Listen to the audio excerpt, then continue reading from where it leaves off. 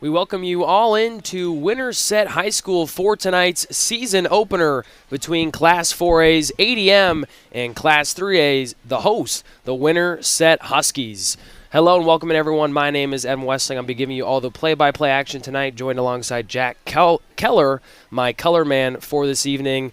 And Jack, I think the first place we want to start at is the Huskies. What's kind of your in-depth review of what this team is bringing back from last season and what fans can expect going into 2025? Yeah, the defense was the main piece last year, but I think the biggest thing to focus on for this season is the offense. A lot of changes. They have 3 new starters on the offensive line and obviously a brand new quarterback in Carson Cook. He was the JV quarterback last year, and he can really throw the ball. I think that they're going to have a more diverse offense they did last year. They ran the ball a lot with Hank Wilmus because he was a great running back.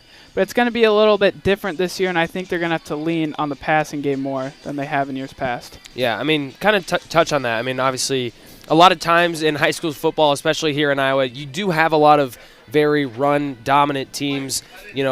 As someone who has watched this program a lot, what kind of differences do you think it can make to have, a team that can, rely a little bit more through the air with a strong-arm quarterback? Yeah, I think the difference is just the potential of the offense because last year with Hank Wilmus, they could run the ball and they could put up quite a few points, but they just didn't reach that next level. And this year, Ben Porter's going to be the starting running back. He's more of a power back. I don't know how efficient he's going to be able to be on a carry-to-carry basis. But with Carson Cook, I think they can unlock a whole new level with this offense with him at quarterback. And the receivers, they're bringing quite a bit back. Wyatt Swanson, he was their best receiver last year. He's coming back. I mean, he's a deep threat. He's really quick. They've got Jax Little. He can be a good underneath guy. And then they've got Jude Gurwell, who can be kind of a more gadget guy. He's a little smaller, but he can run pretty quick too. And I think that they can use him in a multitude of ways. Flipping to the other side of the ball, you talk about the defense, the strength of last year's team. What can we expect from that unit here this season? Yeah, last year was all about the linebackers. I mean, they had some really good linebackers with Kane Kibbers and Bowen Tadlock, and they both graduated, so now it's going to be a lot more of Ben Porter and Nathaniel Rivera at linebacker. And I still think that this is going to be a stout defensive unit. They're steady on all 3 levels of the defense, but the main defensive piece is safety Jace Bellamy. I mean, he was a true game changer at safety last year. I think he led the team in tackles, which is really rare at safety. He's a ball hawk. I mean, he's the center point of this defense. Yeah. One thing that did kind of stick out to me is just a team that only had 5 sacks last year when we talk about Winterset. What do you think the key is to kind of up that number? Is it new pieces on the defensive line? Is it trying to, make, more pressure situations? What's kind of the key there? Yeah, I think edge is going to be a difficult spot for this team. So I think if you want to get pressure, I think they're going to have to send some different looks, whether it's rushing 5 guys on 3rd down and just being really aggressive, or if they're going to try to sit back and maybe play a little bit more safe like they did last year, which worked for them, which is kind of limiting the yards after catch and just rallying to the ball. And you saw that work in some games, but other games like Lewis Central, who's a really good team, they won't play them this year. They just kind of ran the ball they just passed the ball slowly down the field on us. So I think it's going to depend game to game. If they're not getting any pressure, they might have to send 5 or even 6 guys on any given play to dial up some pressure. Absolutely. Well, that's your in-depth look to Winterset. When we come back, we'll have a look at ADM, and that starts with their returning quarterback, Hudson Scholl.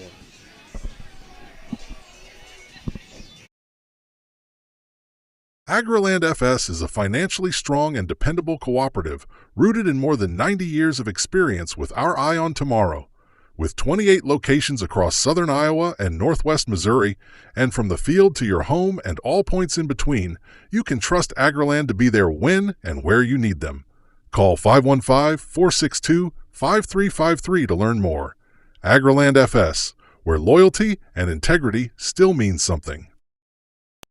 Remember when retirement meant just stopping work and slowing down? Well, nowadays it's about so much more. Today's retirees are embracing newfound freedom and exploring new interests. Edward Jones Financial Advisors are here to help you identify your priorities and goals and create a plan to achieve them. Call Whitney Messer-Smith at 515-468-6200 to schedule an appointment today. Edward Jones, member SIPC. The Husky Booster Club's goal is to broaden the involvement and enrichment of students, student families, the school, and the community through its support for junior high and high school-related activities. Money raised by the Husky Booster Club directly benefits all high school and junior high athletic and fine art programs. The Husky Booster Club has provided over $40,000 in funding over the last 3 years. To become a Husky Booster Club member, go to huskyboosterclub.org. Integrity Financial Group is a financial services partnership with offices in Central Iowa. Here you'll find expertise in insurance, accounting, and investments all under one roof. Their commitment is to help you make sound financial decisions and protect what matters today and into the future.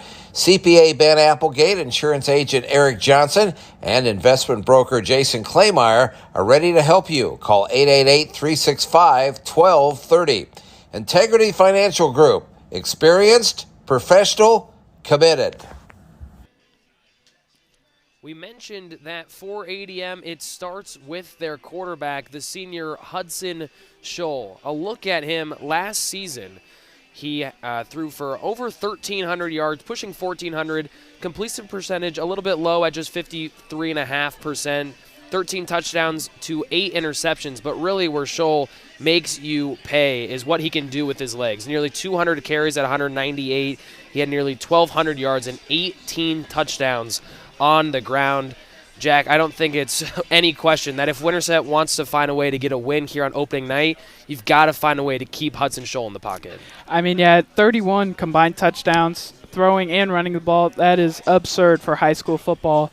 And, I mean, you look back at the game last year, he just destroyed you in all phases of the game. Right once you thought you stopped him running the ball, he would beat you deep. And it's going to be really tough for Winterset tonight, but I think it all starts with the linebackers. They're going to have to pick and choose when to go after him or when to sit back in coverage, and I think it's going to be a really tough task. But I think Jace Bellamy at safety is going to have to play a huge role in getting down and stopping the run, but also staying back. For sure. And, I mean, when you look at ADM as well, they obviously have the centerpiece in Scholl, and it's always great when you have the returning quarterback. But for them, they are trying to, work in a lot of new pieces, a new running back, a pretty much brand new receiving core. They lost their top options at running back and receiver. So Scholl is going to have new pieces to work for. So potentially an opportunity for Winterset to really hone in on the other guys besides Hudson Scholl. Yeah, you just got to hope that they have to go through some growing pains with these other skill positions. And, Adele's entire game plan is going to be how can Hudson Scholl affect the game to the max. I mean, this kid's just a straight-up athlete in basketball. He shot close to 50% from three. He was just a great basketball player, too, but it's all going to come down to stopping him tonight. Yeah, and, getting to talk with Coach Wink, one of the things that he told me was there's a guy named Aiden Flora that they had a couple years ago who's now a running back at Iowa State but was obviously the quarterback for ADM for a couple of seasons and truly one of the more electric quarterbacks we've seen in the state of Iowa over the past couple of years. And what he told me was that Hudson Scholl has a chance to be even better than Aiden Flora here in his senior season. That's some very high marks from Coach Wink and, a tough standard to meet if you're Hudson Scholl. But on paper and what we saw from his junior campaign is he could be a very special player here in his senior season. Yeah, you go back 2 years ago when Adele was here. They obviously had Flora at quarterback, and then they had Brevin Dole at running back, who is at Iowa now. He's a running back. And you thought everyone was geared up for Brevin Dole. He was like the 5th rated player in Iowa in that recruiting class, and Flora just killed him. He killed him with his legs. He killed him with his arm. So if their head coach thinks that Scholl can be even better, I think Winterset's in for a tough matchup tonight. Yeah, and just a quick look back at what this offense did in 2024. They put up 32 points per game and nearly 370 total yards per game. This offense is super dynamic. Obviously, with the ability that Scholl has on the ground, they do strive in the ground game, 240 yards on the ground per contest last season. This is a team that just lights it up on the ground, and I think, I think we can both agree that, we said you got to stop Scholl, but if you can find a way to really just contain that run game overall and force ADM into some third and long situations for Scholl to throw the ball, Winterset could be in a good spot. Yeah, I think the key for Winterset tonight is a pretty boring approach on defense. I think if you blitz a lot, I think if he evades that, they're going to go for a big big gains, because if you blitz, you're going to be in man coverage, and with that, it's really hard to stop a quarterback running the ball. So I think that the key for Winterset tonight on defense is just to sit back and kind of let these new weapons for Adel make the mistakes themselves and hope that they beat themselves tonight. For sure. Flipping the page to the defensive side for the Tigers, they do have some solid production returning in the secondary, namely Leighton Gurlman, who had 37 tackles a season ago, and then Jackson Pitson, the safety, who had 31 and a half. So some stability in the secondary, and a few pieces come back on the defensive line that were in minimal roles last season as juniors, namely Travis Jacoby and Devin Gelhair. Both players had nearly 12 total tackles. Gelhair 3 sacks on his 10.5 tackles, and 1 sack for Jacoby. So I think the nice thing for ADM is you do have some steady pieces in kind of each position group. The one really main returner in that linebacking group is Tyler Knepp, who had 10 tackles a season ago, but it does help a lot to kind of have essentially some pillars in each main position group. Yeah, going back to the game last year, I mean, they were just a stout defensive group. Winterset really struggled to get anything going, running the ball or throwing the ball, and they just look like a really well-coached defense that even if they're bringing in some new pieces, I'm confident in their ability to at least play really well tonight. Yeah, last thing for ADM, again, kind of looking back at some of those team stats from a season ago, 16 sacks for the Tigers last year, so they do have a nice front seven that can get some pressure on the quarterback. And like you said, some new pieces on the offensive line for Winterset. So when I kind of look at it, one of the battles I really want to watch is in the trenches, which to some people is really boring, but for the sickos, it's really fun. And so the defensive line of ADM versus a new Winterset offensive line, I think could be a very fun and critical battle here tonight. Yeah, you know, the Winterset offensive line last year was really good, but they're losing 3 starters, and the key spot that I'm looking for tonight is right tackle. Luca Wetzel has been playing guard in the past, but he has switched to right tackle. It's going to be a big challenge for him, but on the left side of Winterset's line, they have Leo Kirkland. He's a great tackle. He's going to play football in college. So I think that the right side of Winterset's line is going to be the big storyline tonight. For sure. That's what we've got for your previews on both sides. When we come back, we'll be closer to kickoff. Jones Creek Apparel offers graphics and logo design, screen printing, embroidery, direct-to-film, and promotional products. Proud supporters of Winterset Athletics. They are happy to work with any organization or individual, regardless of the order size. Open Monday through Friday, 8:30 a.m. to 5 p.m., and Saturday, 9 a.m. to noon. Give them a call at 515-462-4132 or visit their website, jonescreekapparel.com. Jones Creek Apparel.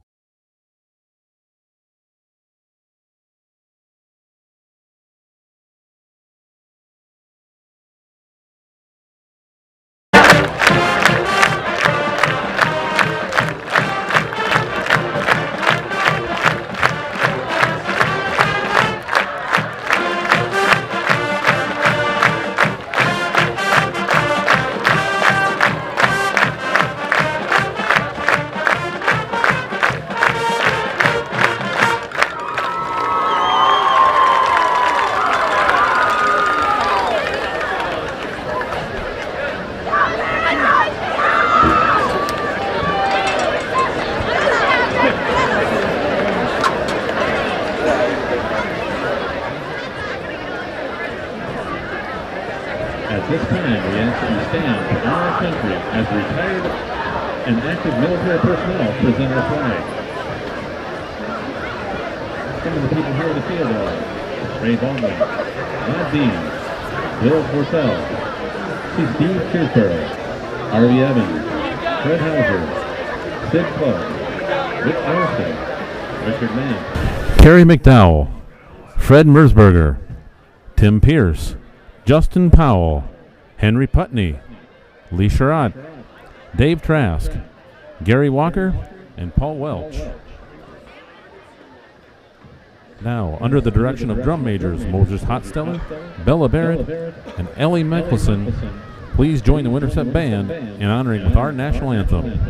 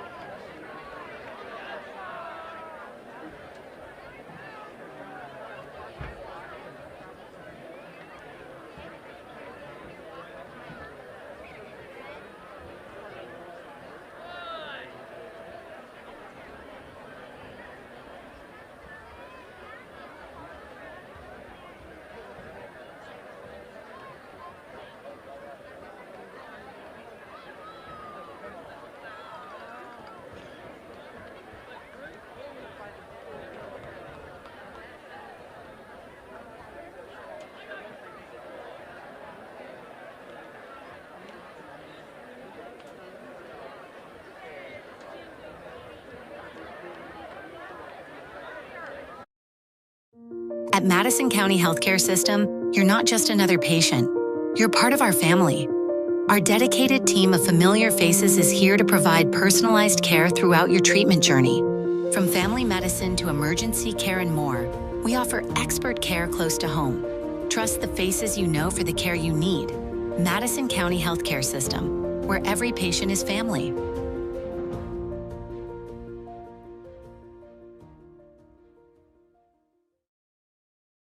Montross Pharmacy has been offering fast, friendly, and professional service with familiar local faces you can trust since 1921. Locally owned and operated.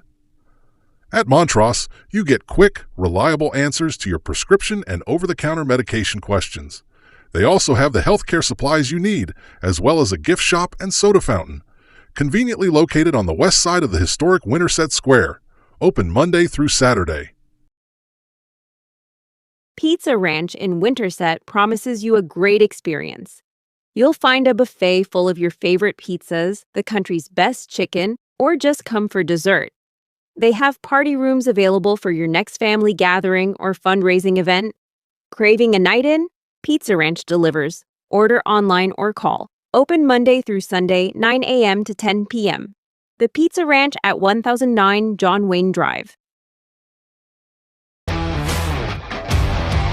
We're really excited to announce the addition of our tow truck. In addition to our rental cars, this is going to give us a unique ability to serve you better.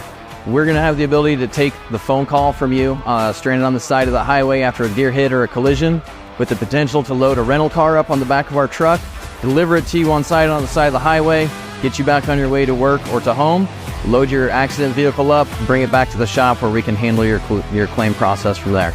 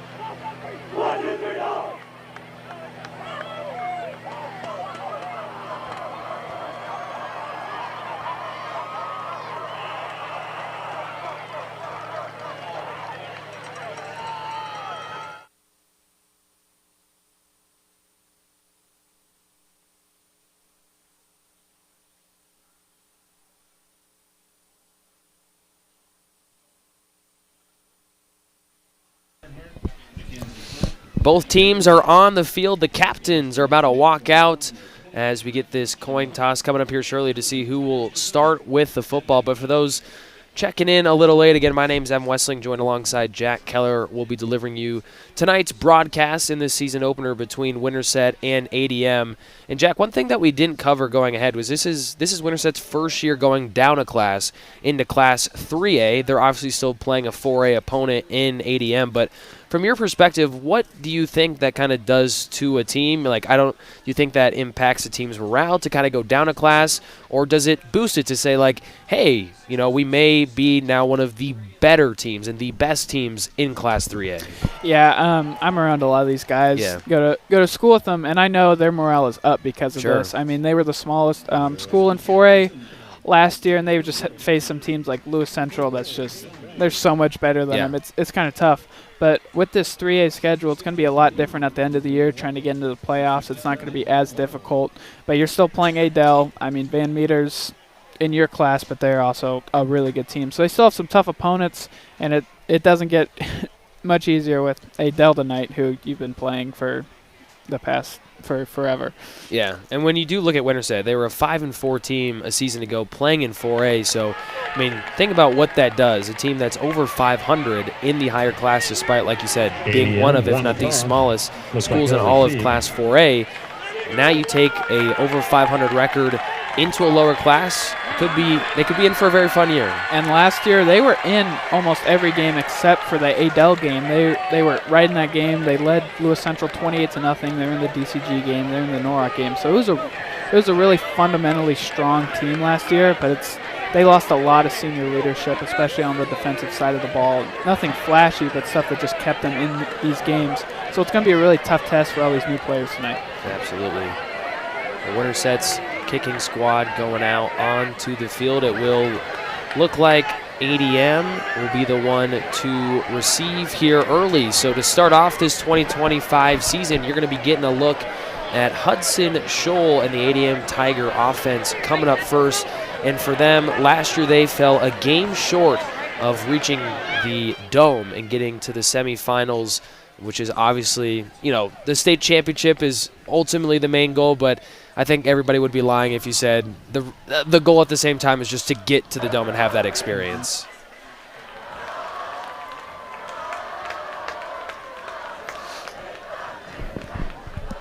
Your place kicker for the Huskies is going to be number 90, Alejandro Vallejo Montoya, the sophomore, 6'1" kicker, set to send things away for the Huskies.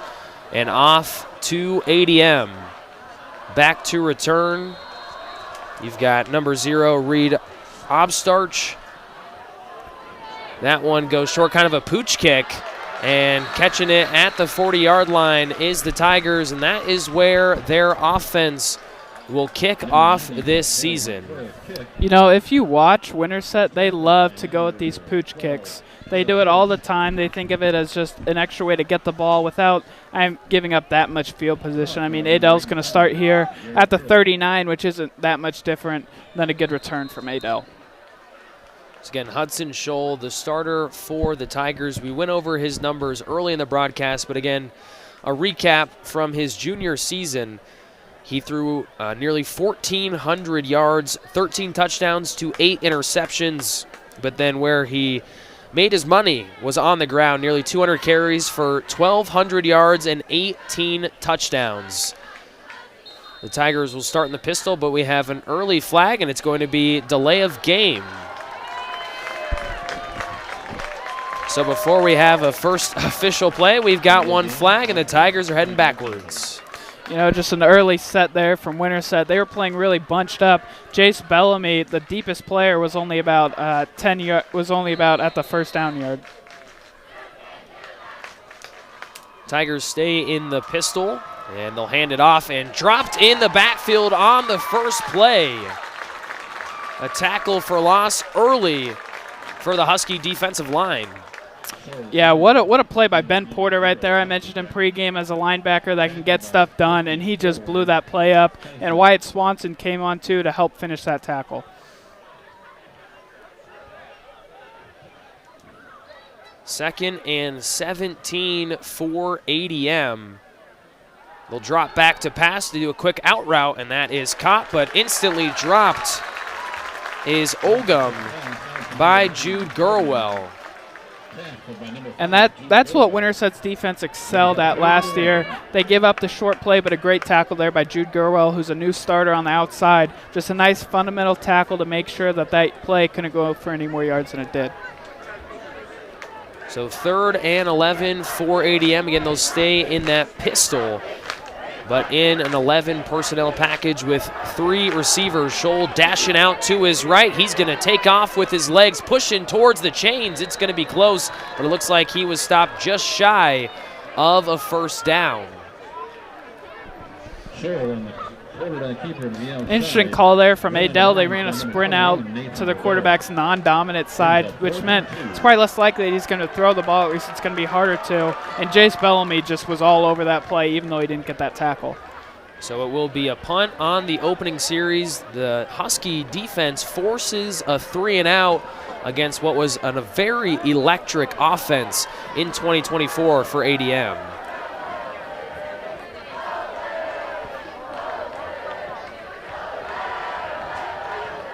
Winterset will field that with Gurwell, and he is wrapped up around the 28-yard line where the Husky offense will set up shop.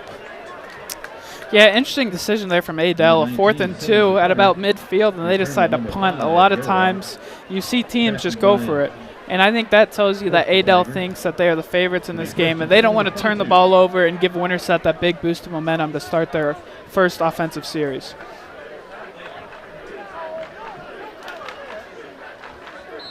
So the Huskies begin at the 28-yard line.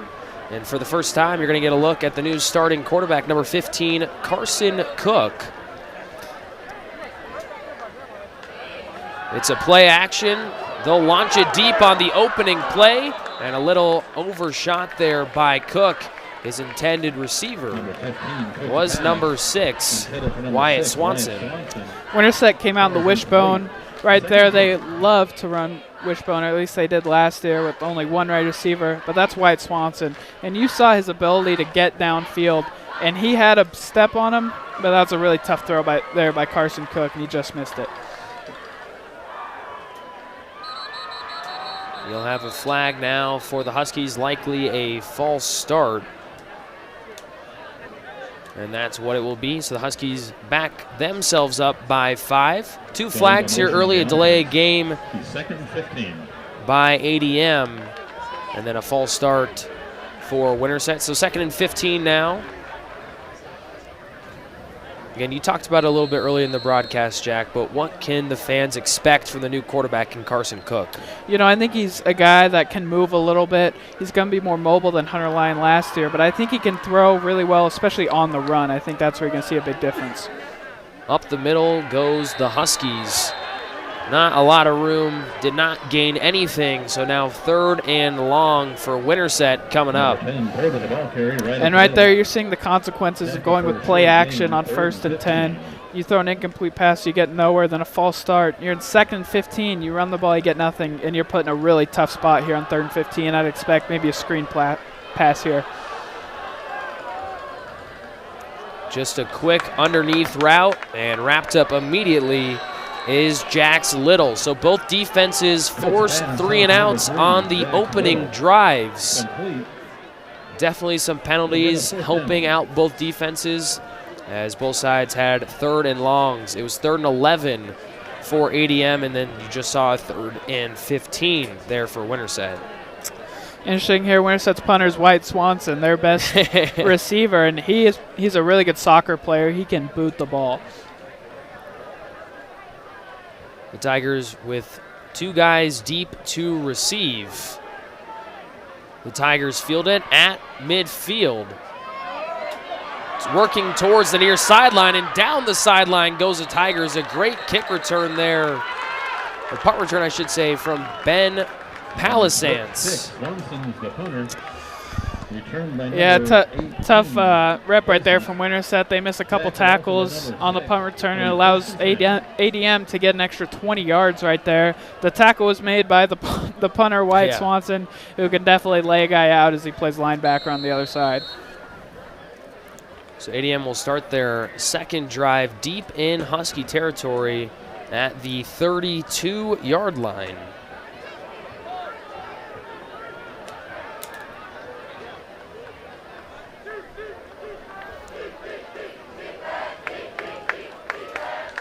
We'll hand it inside, and carrying a defender there is the Tiger running back. They give it off to Alex Jensen. 27 Hockett. About a 3-yard gain in the play. And 2nd and 7. Player forced to sub out there for Winterset. That's Jace Bellamy.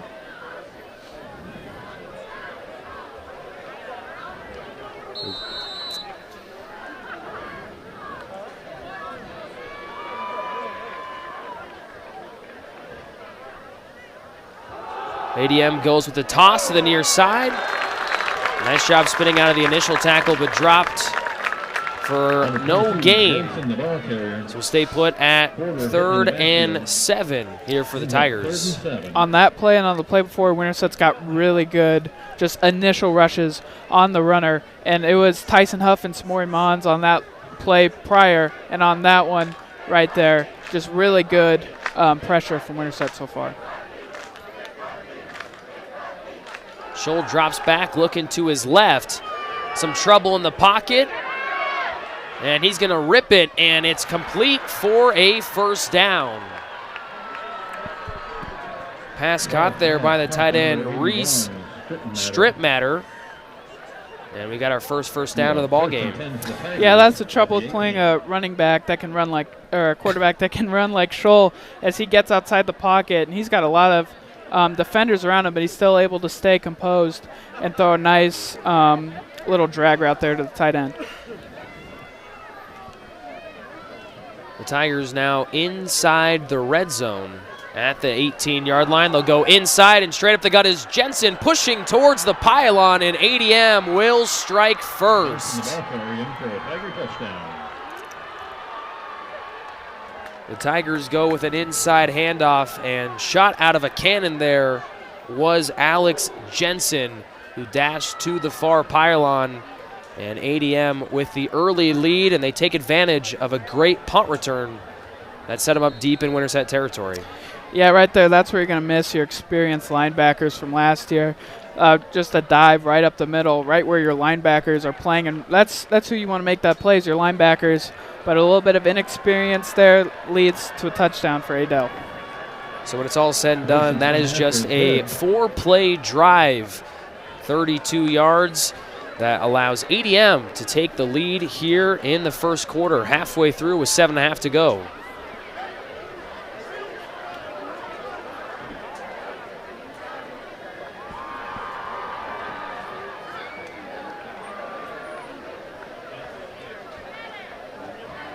So if you're Winterset now, obviously we saw a play-action pass to start their drive. Then you have the false start that sent them backwards a little bit. I mean, for them, what do you want to see happen here on this second drive to just get things going in a positive direction, maybe pick up a couple first downs? Yeah, I think it starts with running the ball with Ben Porter. He's not an explosive running back. He's a guy that's not going to get tackled for a loss. He's a big, strong kid, and I think you can start with a nice 3 or 4 yard run, get a nice second and manageable, and then maybe you can open up the playbook a little bit more than going with play action on first down, because that really handcuffs you if you aren't able to pick up the pass. Colby Simmons, your kicker for ADM, getting his first piece of work tonight. Gurwell and Swanson both back deep, and that's caught in the end zone, so a touchback. We'll bring the ball up Number 19, Simmons' kick is in for a to the 25-yard line for Winterset. I'll check that from the 20.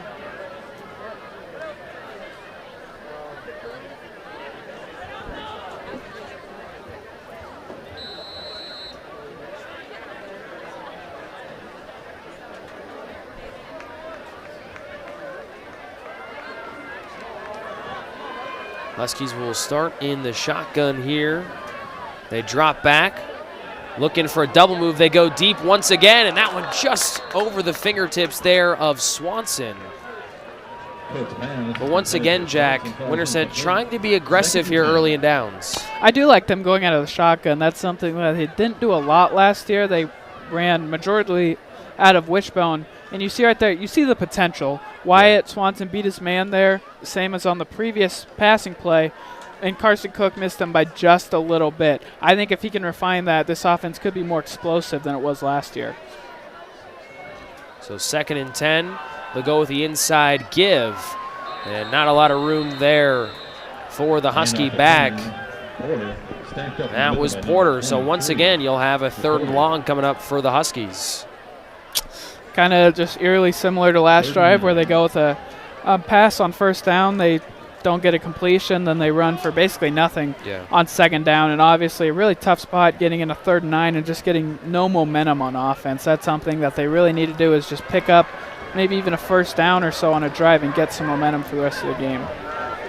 Trips to the near side of the field. Cook puts one over the middle and off the fingertips there of Weeks. That would have been good for a first down and then some.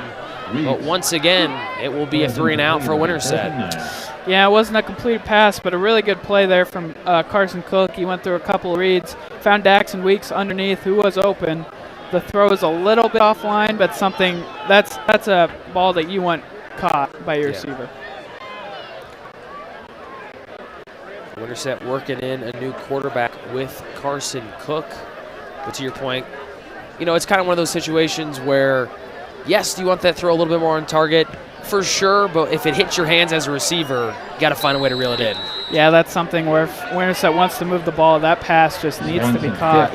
And Daxon Weeks is someone who is, I'm pretty sure the last time he played football was freshman year. He's taken a little bit of time off. He's a senior. So that's going to be some of the growing pains that we've talked about with a new season, and it's something that both teams are going to have to deal with. That's just which one handles it better.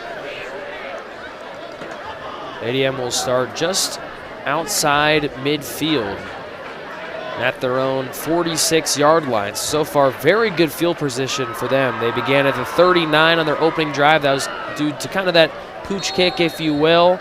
And then the great punt return set them up inside Winterset territory at the 32 for their second drive. And now across the 45 at the 46. And a fumble. Scholl will drop down on the ground. And some miscues here early on both sides.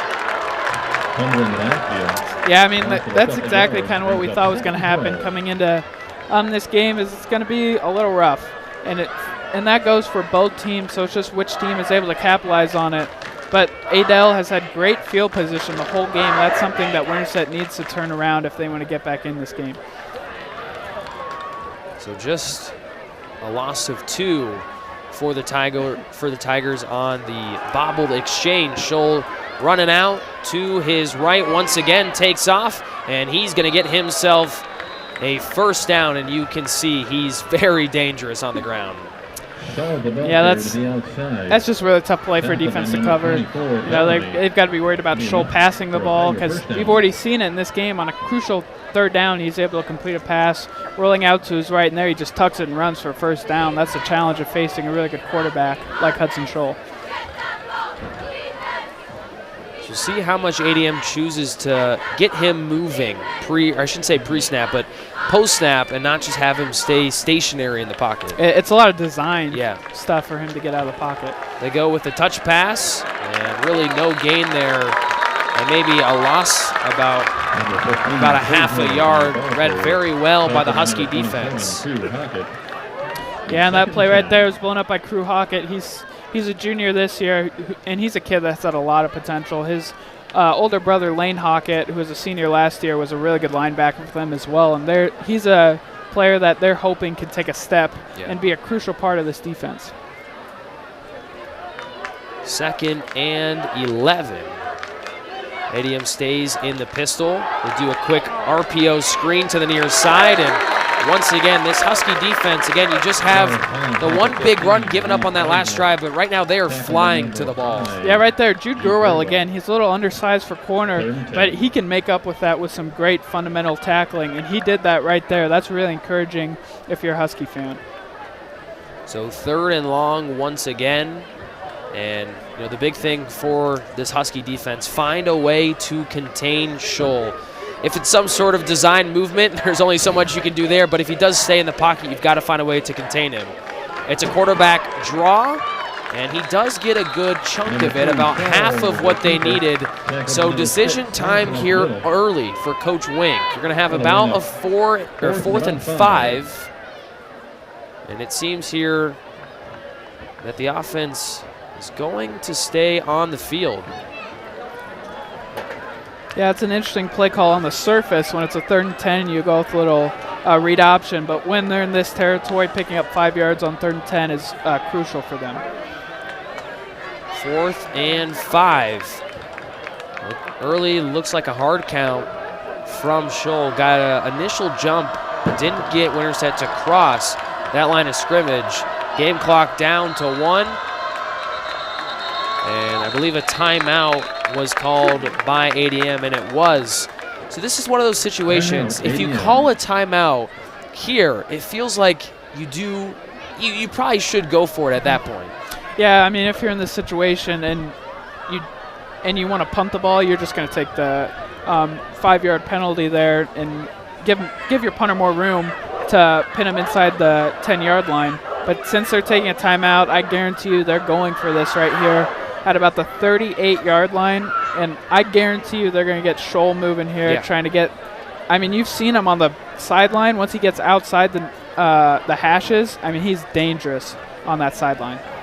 Yeah, I mean, you just saw a simple read option, got them 6 yards on 3rd down, so I wouldn't even be surprised if you see something very similar to that here on 4th.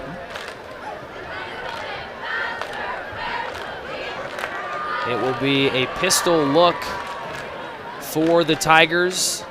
They've got 2 wideouts to the far end of the field on the top of your screen.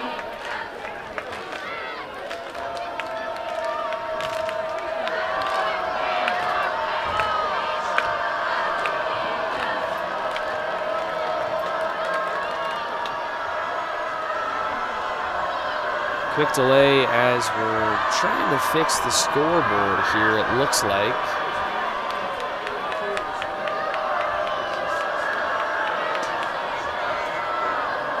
Really testing the Winterset crowd here, see how long they can yell for.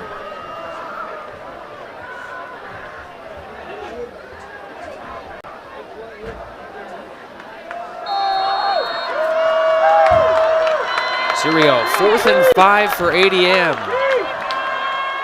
They give it off to their back, and that's good for a 1st down and then some. And right now, ADM, a couple big plays from their running backs. Yeah, I'm a little surprised by the play call there. I mean, Scholl's been great getting out of the pocket, and Winterset's done a pretty good job of containing the run, but it's something where I'm sure Winterset's defense was also surprised by the play call, and they weren't expecting just a straight dive up the middle. Yeah. So even on a 4th and 5, he's able to pick up about 8 yards to get the 1st down. That was Reed of Starsick. Again, it was the other back, Alex Jensen, who toted it for the touchdown earlier here in this 1st quarter. Scholl in some trouble, escapes it, and somehow manages to just get back to the line of scrimmage. He's showing you the legs, now he's showing you some of the shiftiness. Yeah, that play right there was entirely made by Jace Bellamy. He came all the way down from his safety spot, as it looked like Scholl had a lane to kind of misdirect the play back to the other way, and Bellamy came up. He made a really nice tackle at the last second to get Scholl by the ankles.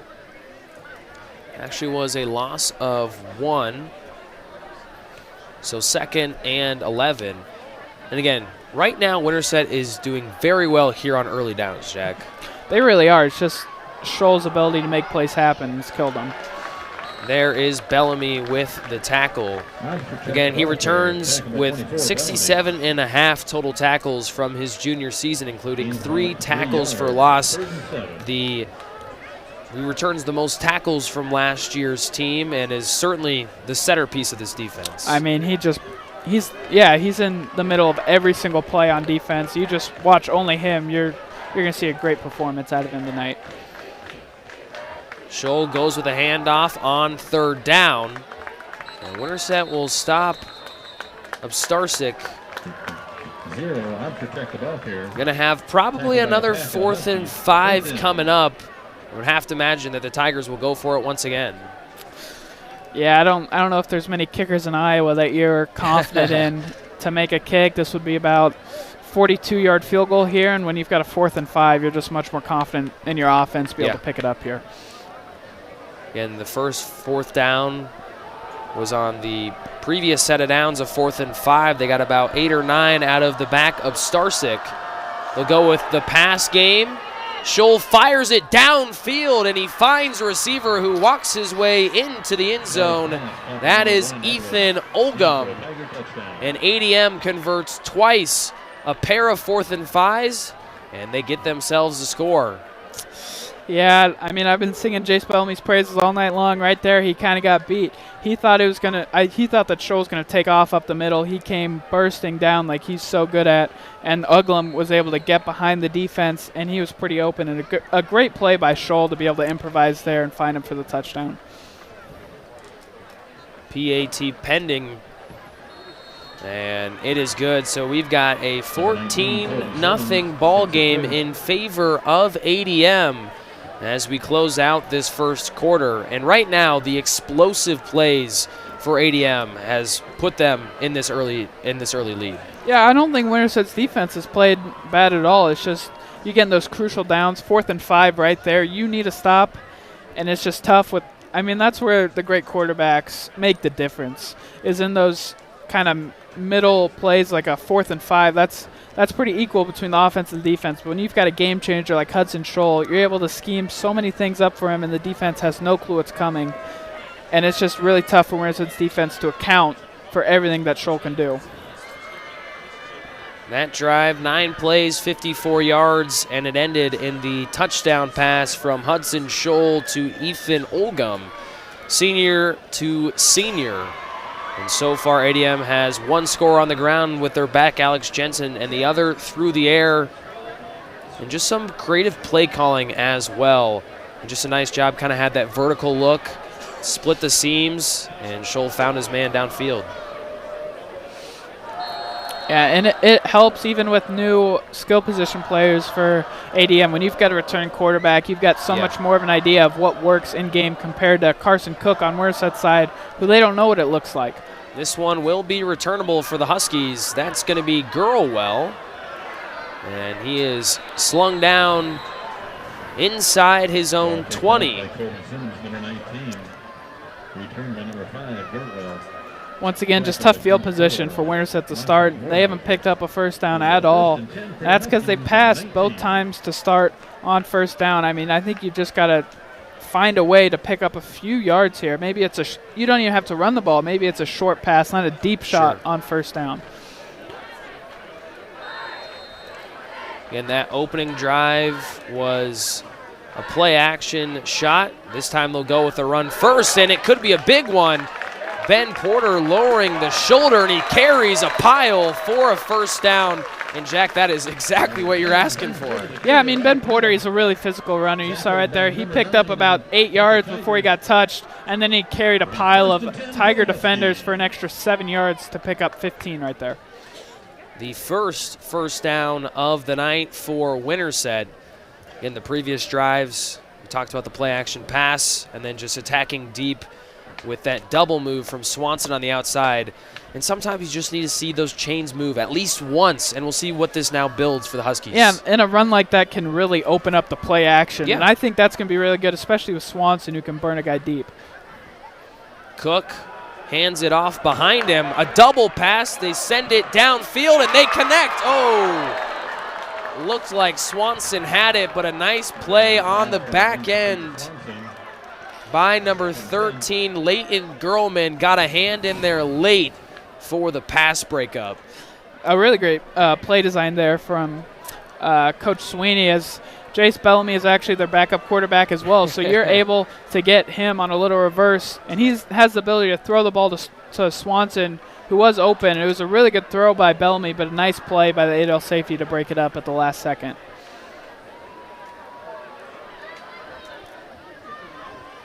So 2nd and 10, I formation here. They go with the pitch to the far side. Porter once again shed the first tackle, shed another, but eventually a sea of Tigers follow him and bring him down, and we'll have a 3rd and 10, but that is going to be the final play of your first quarter. ADM, 2 touchdowns in the opening period, and they lead it 14-0 as we head to the second.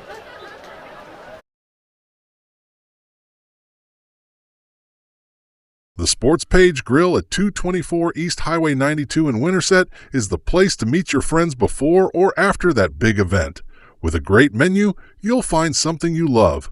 The Sports Page Grill can host or cater any special events you might have. Just call 515-462-4673. The Sports Page Grill. We'll see you there, and don't forget the Sports Page is the home of Husky Talk Live. Is your puppy in need of a little TLC? Bring them down to Suds and Pups for a complete spa treatment in the state-of-the-art pet wash. Located next to Straight Shots Golf Simulator at 215 North 1st Avenue in Winterset. And don't forget, attached to the dog wash is Winterset's newest laundromat, open from 7 a.m. to 10 p.m. Stop by today. Swanson Masonry specializes in foundation replacement throughout central Iowa. If your foundation is damaged, Their experienced team can safely and efficiently remove your existing foundation and construct a new one. While foundation replacement can be an extensive undertaking, Swanson Masonry has the skills necessary to get the job done right. Let them put their expertise to work for you. Give them a call at 515-210-3463. Cook sends one down in the flats. And it looks like it was a forward pass, so Winterset doesn't have to worry about a fumble. But regardless, the drop results in a 4th down. And despite getting a 1st down on the opening play of the drive from Ben Porter, who took it for a little over 15 yards, Winterset will essentially have a 4 and out and punt it with Swanson. Yeah, and they're going to be losing more field position here, as even a good punt from Swanson will still put Adel around the 30-yard line. A low snap. Swanson took it off the turf. And a muff punt, but falling on it there was Palisades. Tackled by number 12, Hirsch. But once again, another drive here for ADM with great field position. Looks like they're going to start at either the 38 or 39. Looks like it will be the 39. So that's the second time today they'll start there. I mean, it's kind of gut check time for the defense. You're down 14-0, playing your most hated rival at home. You've got to be able to get a stop on a crucial down. And, I mean, you've got to get them to that 3rd down, 3rd and long to start with, but you need to make a play here. Motion to the near side. They give it off to Jensen, who is cut down after a gain of 5. Tackled by 24, Bellamy. Gain of about 5 yards, 2nd 5. Just another great play by Bellamy there. I mean, he came down from the they kind of use him as a rover at free safety, and he just kind of plays how he wants to because he's that good of a safety. 2nd and 5. They give it off to Jensen once again. Picks up about 3 or 4, so 3rd and short for the Tigers. This is where it can get dangerous. Adel's in a situation where it's 4-down territory. Winterset's likely to stack the box here. If Adel goes with play action, they could beat a guy over the top for a pretty easy touchdown here. And that, I mean, that's just the ability of Hudson Scholl. They've got to worry about so many different things. We do have a flag, and it looks like it's going to be called against Winterset. I think it was unsportsmanlike conduct. That's a 15-yard penalty and an automatic 1st down, so that's just kind of penalties that you can't have. I mean, like you said, ADM's probably in 4-down territory regardless, but force them to get those 1st downs. Yeah, I mean, they're just kind of – it's just a rough – they're losing all the things that you need to win, field position, penalties, 3rd downs. They're just not doing a good job of converting the most crucial parts of the game. Scholl looking downfield, slinging it towards the end zone, and that is dropped. Scholl had his 2nd passing touchdown of the game, but it goes off the hands of Reed Klusner.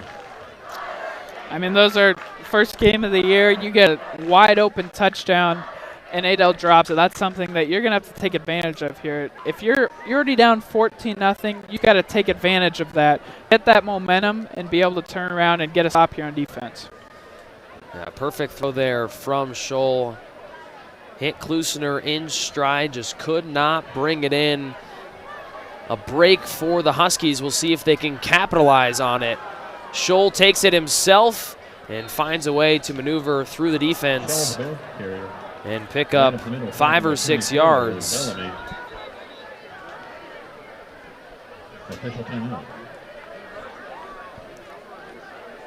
Zach Heights had to come off the field for one play, had his helmet taken off. That caused the stoppage of play, and have a new lineman come in for 1 down here for ADM on this 3rd and 5.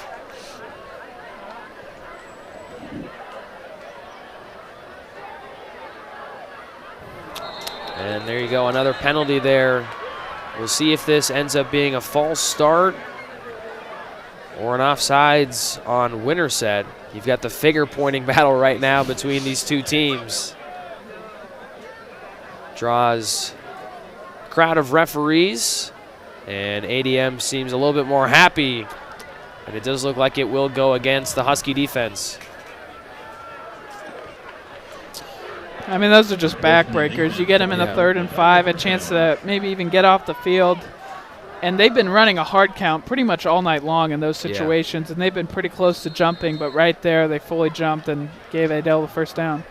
So 2 first downs on this drive. Both have been given to ADM by penalties. The first one on an unsportsmanlike conduct, the other, again, on the offsides. Scholl picks up another 5 as this Tiger offense continues to push their way down the field, trying to make this a 3-score game here early in the second quarter.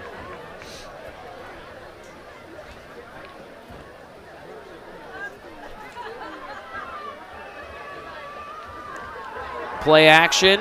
Scholl evades the first guy, sends it downfield, and a nice job there by Bellamy. Got a piece on it and gets the pass breakup.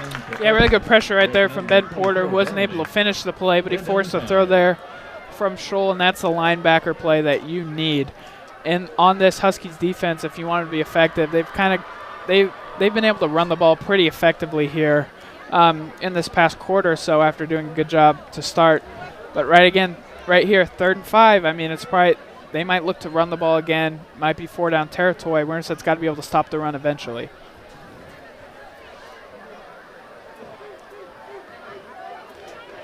Scholl drops back once again. It's a screen play kind of into a congested part of the field. It falls incomplete. Back pass for a screen play, falls incomplete. 4th and 5. That looked like it was going to be wide open if it was caught. Potentially a touchdown, if not, I mean, at least a first down there. But it looks like they're going to go with a field goal here, which is, it's a decently long field goal for a high school kicker. Looks like the ball is on the 21-yard line, making it a 38-yard field goal for Colby Simmons. Kick on its way, and that one is good. So the Tigers do push it to a 3-score ball game at 17-0. The Huskies do catch a little bit of a break as ADM had 21-0 in their hands, but Klusner cannot bring it in for the touchdown. So 17-0 your score here with 9:31 to go in this second quarter.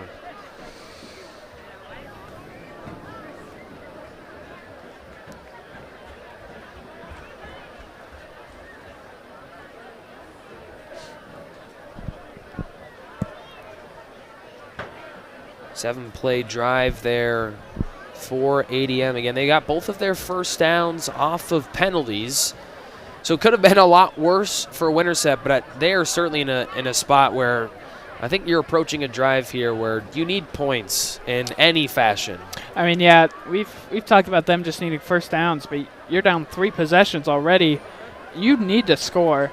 And unfortunately, their best way of scoring is probably the deep ball, but there's a high variety of things that could happen with that. And you saw Swanson almost pull down a pass last possession. They featured him a lot. I'd expect a lot of White Swanson on this drive. I think kind of the danger, too, of being down 3 scores so early in this ball game is you can tend to lose yourself in your tendencies, and you may rely too much on the passing game.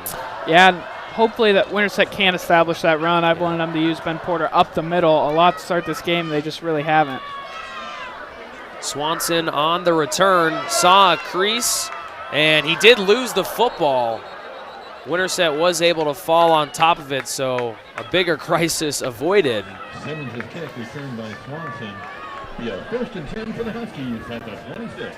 Good job by Rivera there to just fall on the football as if Adel got that ball. You're looking at a really grim situation, but maybe the best field position of the night so far for Winterset, just getting the ball at the 26, kind of normal field position here to start. Hopefully they can get something brewing here. Their opening drive, they started at the 28, but outside of that, this is their best field position of the night. And they go that heavy formation. They take it to the near side on the handoff, and getting a yard or two there is Rivera. And tonight we've only seen Porter get carries, so a different back put into the mix for the Huskies. I think Rivera's a really good back on the outside. I think Porter's kind of here in between the tackles. You need 3 yards. We're giving it to Ben Porter to pick it up. But Rivera, you get him to the outside, he's really quick, and he can make a big play happen. 2nd and 8. Winterset goes with the handoff once again. There's Porter. He picks up a couple more, and he'll have 3rd and manageable now for Winterset. I'll be very curious to see at this point. I mean, you're still deep in your own territory, but at what point does this Husky coaching staff start to feel like they need to get aggressive and get into 4-down territory? Yeah, I think you've got to use your context clues. I mean, Adel was probably the favorite coming in. You're already down 17-0. I think you need to be in 4-down territory right here already. It's 3rd and 4, I formation. They fake the handoff. Cook rolling out and batted away, incomplete. And we'll see what Coach Sweeney chooses to do. But it looks like it will be a punt. So another 3 and out forced by ADM. Interesting play call there as they try to get Cook outside the pocket on 3rd and 4. I would have liked to maybe see Porter up the middle there. He can pick up 2 or 3 and get a manageable 4th down. But now they're going to have to punt, just giving the ball right back to Adel, who they haven't been able to stop the past couple drives.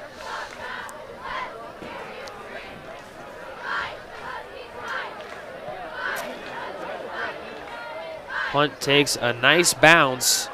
Here comes the Tigers. We do have a flag on the play. Nice open field tackle. We'll wait to see what the flag is. Jace Bellamy quickly points in the other direction that it is on the Tigers. And their offense backing up a little deeper than where Plaisance was tackled.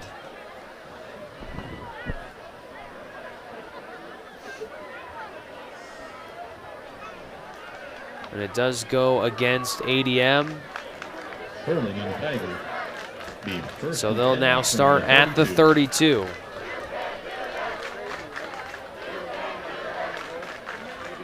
Winterset's defense, Jack, is now in a big spot. You've got to find a way to force a punt. I mean, yeah, you're down already 3 possessions. You do get the ball at half, but with the way that Adel's been able to move the ball, you got to get off the field, and they just haven't been able to on 3rd down. They have done a good job at getting to those 3rd downs, just not being able to get off the field.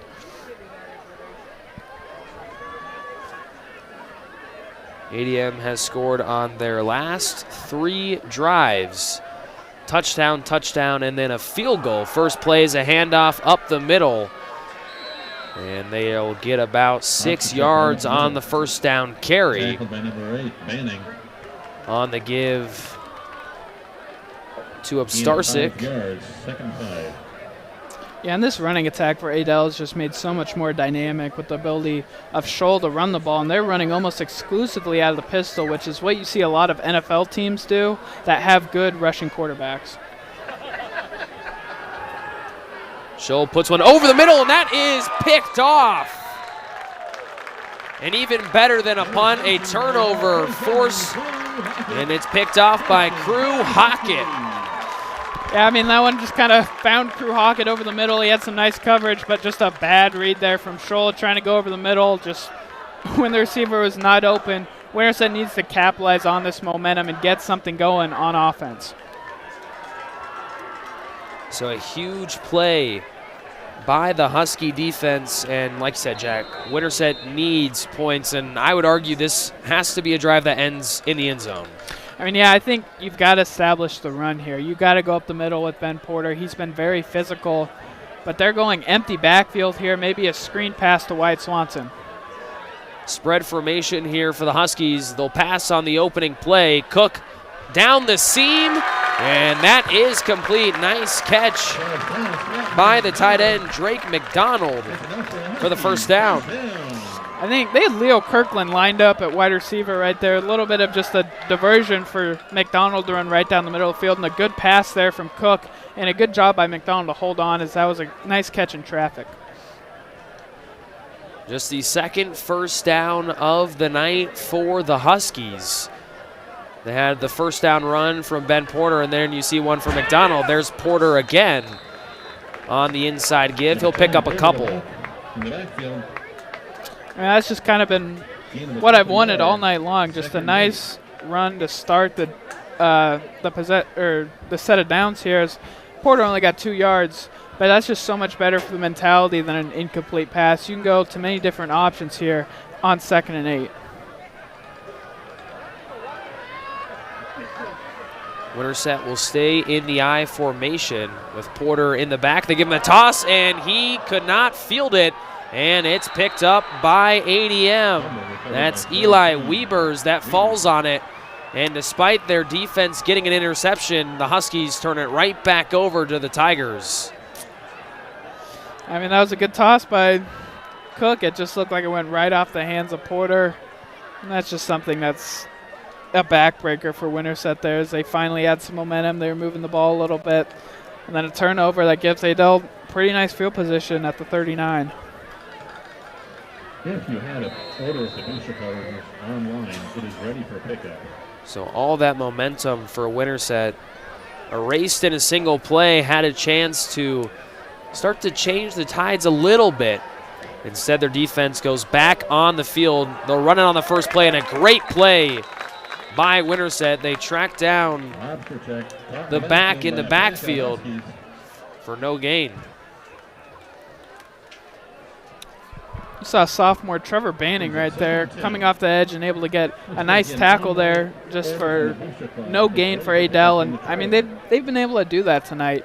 Get some nice stops on 1st and 2nd down. It's just about getting that stop on 3rd.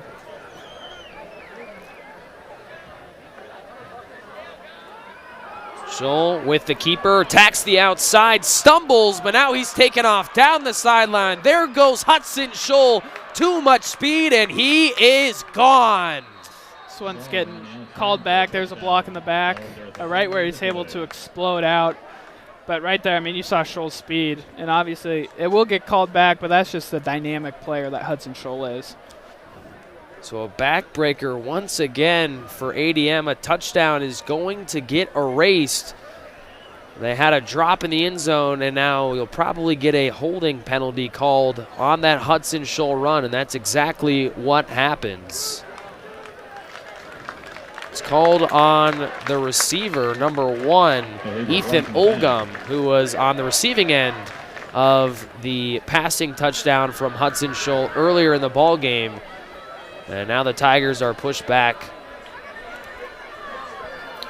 Yeah, it was a pretty clear block in the back right there. As shows he could have made the man miss, but he got a block in the back that gave him the room to run all the way down the sideline. But that's a big break for the Huskies. Now they need to capitalize. 2nd and 16. Scholl will keep it again. Jumps over one defender and gets to the original line of scrimmage. So a 3rd and 10 now coming up. I don't think many coaches want to see their quarterback just jumping into defenders there, but Scholl's a very confident runner. You can see by how he plays, and now they're in a 3rd and 9, and hopefully the Huskies can get some pressure here on Scholl because he's been able to kind of do what he wants back there and kind of move around the pocket and find these receivers on kind of broken plays. 3rd and 9 here for ADM. Under 5 to go here in this first half. The Tigers lead at 17-0. Scholl puts one to the corner, and that's going to be caught. Strittmatter with his 2nd reception of the game. And really, Jack, ADM has not been in a lot of 3rd and longs, and when Winterset finally gets them in one, they can't get them off the field. Yeah, right there, just no pressure. I mean, Scholl had all the time in the world in the pocket. He was able to step up, make a nice throw. I mean, that's a nice 25-yard pass over a couple levels of defense. But that's what happens when you don't get pressure on a mobile quarterback like Scholl. Down to the 35-yard line of Winterset. Scholl will keep it himself, bounces it to the near side of the field, slips up at about the 25-yard line, but picks up half of the yardage needed for a 1st down. Might be some home field advantage there for Winterset. Their field has a hill right in the middle of it. Not sure why, but Scholl kind of slipped going down on the slope there. But, I mean, their entire linebacker core was convinced that ball was going to the running back, and Scholl was able to pull it for a decent gain there. 2nd and 2 for the Tigers. Scholl will hand it off this time, and they will get enough from Ostarsik for a first down. Tackled by 20, Zach Float. 1st and 10 for the Tigers.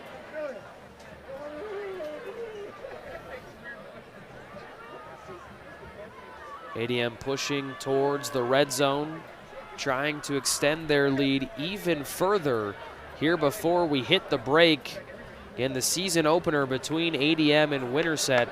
The Huskies now in Class 3A, ADM one of the top teams in Class 4A. Scholl with the keeper once again. Man, a couple guys missed, broke one tackle, and a lot of shake and bake, but he does not pick up any, or he does pick up some. Number 2, Scholl, the ball carrier. Looks like he'll pick up about 5. Brings up 2nd and 5.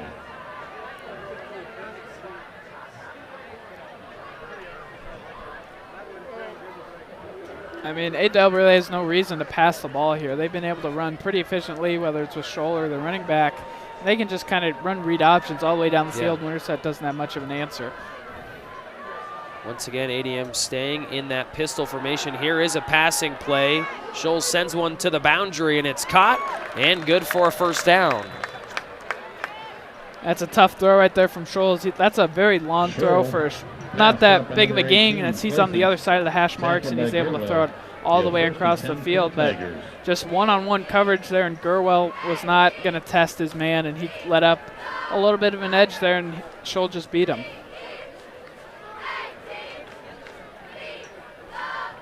First and 10 from the 13. Scholl hands it off, and flipped on his head there is Ostarsik.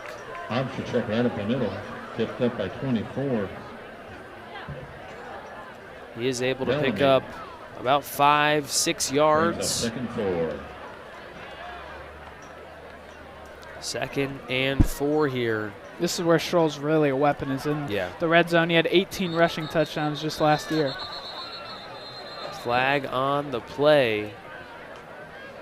And it looks like in the neutral zone there was one of the defenders for Winterset.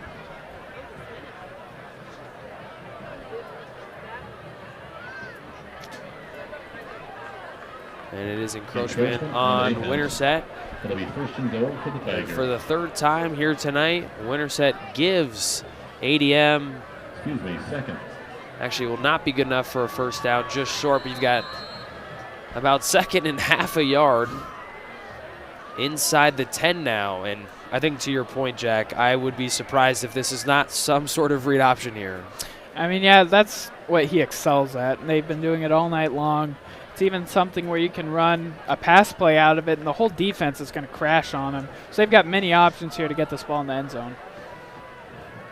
In the pistol, Scholl hands it off, up the middle, pushing towards the end zone, but Winterset is able to get the stop just before Ostarsik gets into the end zone.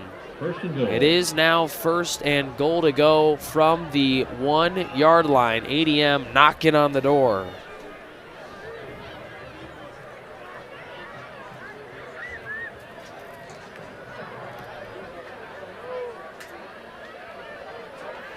Adele's still in the pistol here, even down on the goal line. And a high snap. Scholl able to track it down, and Winterset gets a big break there. And that's kind of to your point, a little shocked being in the pistol, and that's kind of the downside of it. Yeah, most of the time you see at the 1 yard line, teams lining up under center, giving the ball to their running back. But with Scholl, they want to use his legs, and that's optimized out of the pistol. And a bad snap there is a big break for the Huskies, as if they can hold them to a field goal, that'd still be a 3-possession game, and they get the ball coming out of halftime. 2nd and goal now from the 10. Scholl throws it to the boundary, and it's another drop for ADM. That's once again Reed Klusner. If he could have caught that ball, I think he would have walked in the end zone there. Some questionable coverage on the outside there from Hirsch. I'm not sure if it was man or zone, but he had a lot of room there. ADM was set up on the 1 yard line. You had the high snap that resulted in a loss of 9 yards, and then Klusner with his second drop of the night. Could have been what would have potentially been his second touchdown of the night. And now ADM with a 3rd and goal from the Winterset 10. Scholl rolls to the near side, working back to the opposite end. Now he's flexing the speed, and he is stopped right before he's able to get in, but just at the 1, and I'd have to imagine ADM is going for it here on 4th. Yeah, it's going to be interesting to see what they do, as they're not a traditional run the ball up the middle on a 4th and 1. I'm curious to see how they use Scholl right here.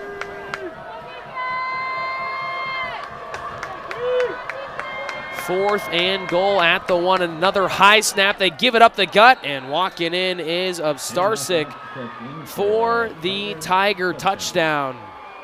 And they've now pushed it up to 23-0, 24 pending the PAT.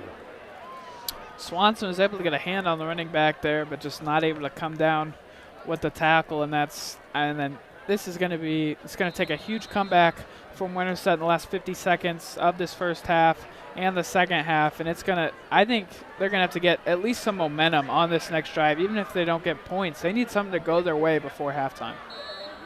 The PAT is good, so it is 24-0 ADM with now under a minute left to play here in this first half. That drive went 13 plays, 61 yards, and it ends in a touchdown run for the senior back, Reed Obstarsik. Now you have 3 different players for ADM responsible for the touchdowns here today. Obstarsik with a rushing touchdown. Alex Jensen scored the opening touchdown of the game, and then Ethan Olgum sandwiched in between the 2 rushing scores on the passing touchdown from Scholl. And, I mean, the big thing is you look back at this, that drive was set up on the fumble from number 10. That would be Ben Porter, and that was after the interception. So, momentum. I mean, Winterset had a chance to get some of it. They literally fumbled it away, and ADM took it and walked all the way down the field. I mean, that was a very long drive, too, as it spanned at least 5 or 6 minutes there, and that sucks the wind out of you as you're playing at a home game with your fans behind you, and you just get walked down the field slowly. It kind of just sucks the life out of the stadium, and you've got to hope that you can get some momentum here.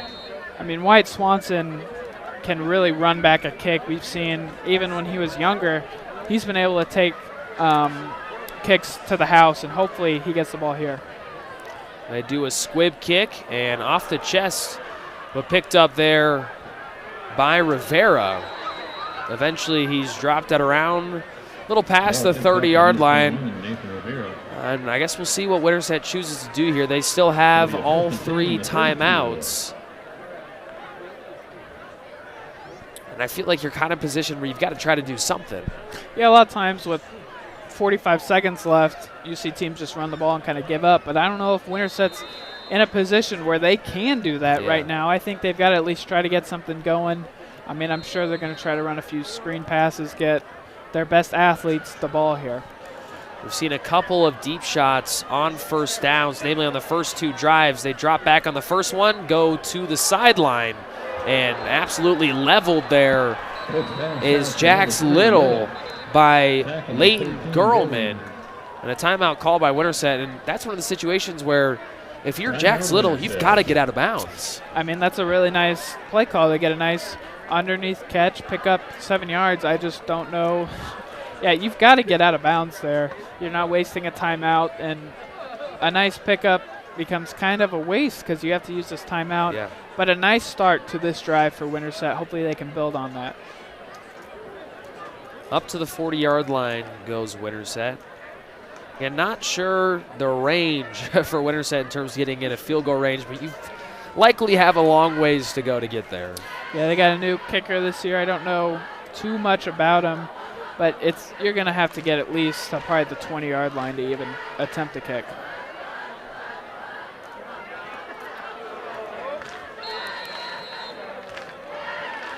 39 seconds left in the half. Winterset still with 2 timeouts. Cook goes over the middle, and that's caught once again near midfield, and another quick timeout taken by Winterset. And again, Jack, I go back to the last play. If you're Jack Slittle and you get out of bounds, you burn your first timeout at the 50 with 30. I mean, you probably have a couple more seconds if he just steps out of bounds. That could be a play that we look back on here very shortly that could bite Winterset.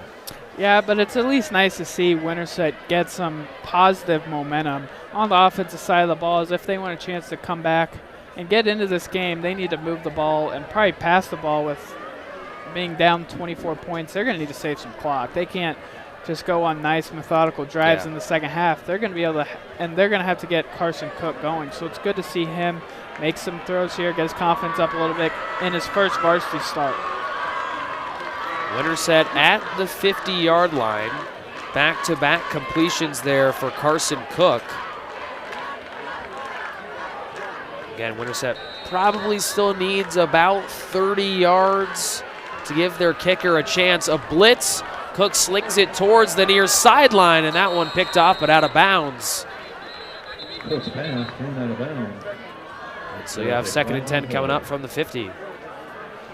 Seemed like Cook wasn't expecting a blitz there. No. I'm not even sure if he saw the defender coming off the edge, but he got it off just in time for an incomplete pass, as a sack there would just completely destroy the drive. 29 seconds left in the half. Again, still 2 timeouts for Winterset. We actually have a flag.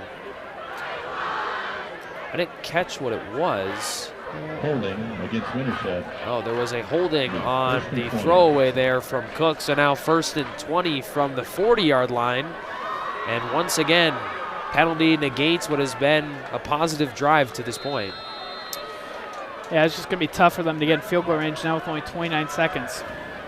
They go with a screen. This one is caught in space. And here he goes, past midfield, past the 40. That was Daxon Weeks. A little screen from Weeks, taken deep past the 50.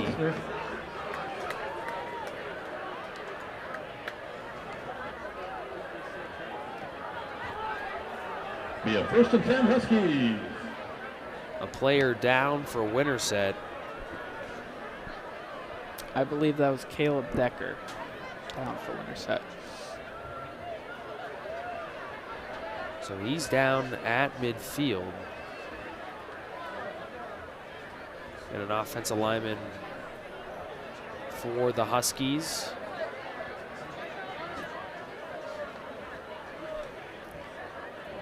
While he's being tended to, Jack, I mean, again, I feel like right now a very well executed drive outside of the one penalty, and good play calls as well. Again, you saw an early tack to the boundary, you get one over the middle, then you get a screen, you get a speedster, and Weeks just a chance to show off some of his natural skill set, make some guys miss, show off the speed. Now they're in a good spot to try and come away with points here. Yeah, and right there on that last play, you can see what Daxon Weeks can do. We saw him drop a pass over the middle of the field earlier, but if he gets the ball, he can be explosive. He's a smaller receiver, but you saw that speed. And that's where they need to look to use him, is get him the ball in space and let him do his thing. Now you see the entire Husky team, for the most part, down on a knee. As one of their teammates being looked at on the field. It looks like he got up initially and then ended up going back down.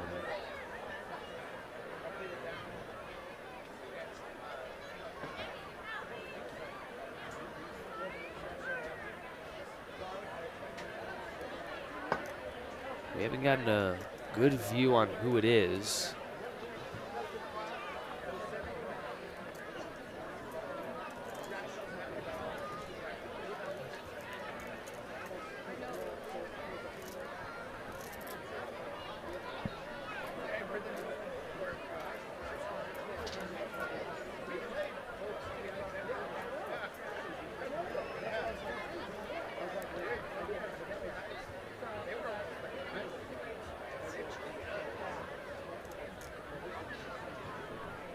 good to see him get up and able to walk off on his own power.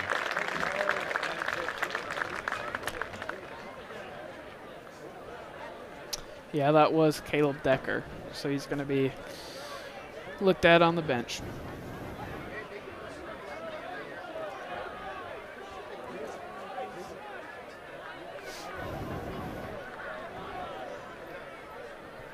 So 1st and 10 for the Huskies at the 37-yard line of ADM. Trying to find a way to steal points before heading to the break. They attack outside, but off the hands Coach Fenn intended for 5, Gilwell. Of Gurwell. Out of bounds, 2nd and 10. That would have been a nice pickup for the Huskies, as now you're in a spot with 14 seconds left. You've got 2 plays, and then if you want to go for a field goal or a shot to the end zone, you probably got 2 plays here to be able to get closer for whatever you want to do at the end. 2nd and 10, 14 seconds left. A bad snap. Cook able to pick it up now running. And he just makes something out of nothing. Winterset going to be forced to use their 3rd and final timeout as they're stationed at the 35-yard line with 8 seconds. And again, don't know the range on Vallejo Montoya, but you're probably going to need at least a 10-yard pickup here and get out of bounds to give him a shot, I would say, around the 25, and that still may not be enough. I think at this point you're probably going to the end zone. Sure. With 8 seconds, you could try to get a shorter gain and then throw it to the end zone, or kick the field goal, or you could try to go for 2 passes to the end zone, maybe a quick one here. Yeah. Just maybe get Swanson on the outside and throw it up and hope he catches it. And then you go for a bigger play on your last one. So if I was Coach Sweeney here, I'd maybe go for a quick one to Swanson. Swanson is out on the field again. That's number 6 in black. Winterset rocking the all black tonight. ADM in the all whites. So keep an eye on Swanson, as Jack mentioned. He is at the top of your screen at the line of scrimmage. And now a timeout called by Coach Wink. Get a quick look at the formation for the Huskies. And so now he can set up his defense. And they lined up in trips to the outside there, and it looked like that was pretty. They knew that Swanson's probably the target here, as they had a safety kind of hovering right over him. It's going to be tough, but I would just go with put Swanson on a go route and try to throw it up to him, and then get another play here. But I'm curious to see what Sweeney dials up.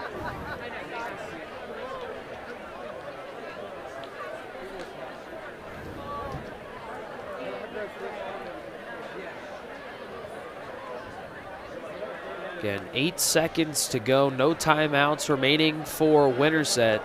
They trailed by 24, just trying to build some sort of momentum heading into the break.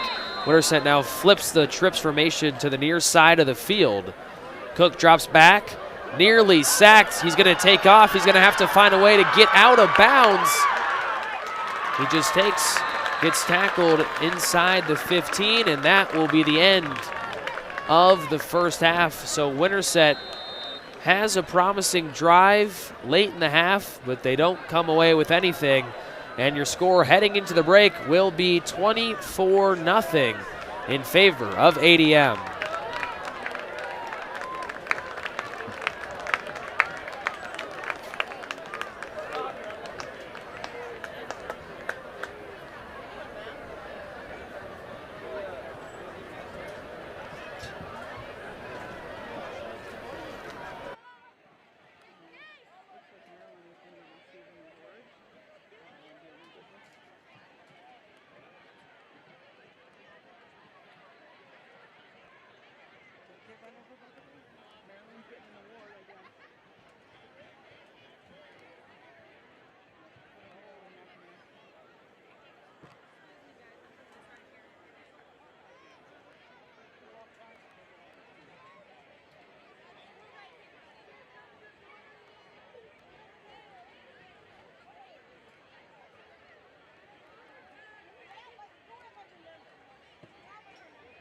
I'd like to direct your attention to the 50-yard line.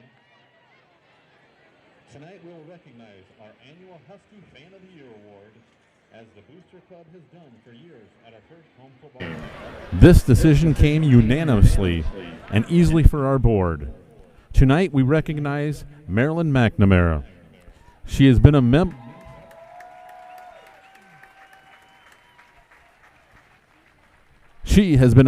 of the Husky Booster Club for 50 years, joining when her daughter was in high school. As you know, she has been at many countless games and a constant supporter of our kids and our club. We would also like to announce tonight, going forward, we are renaming this award to be known as the Marilyn McNamara Fan of the Year.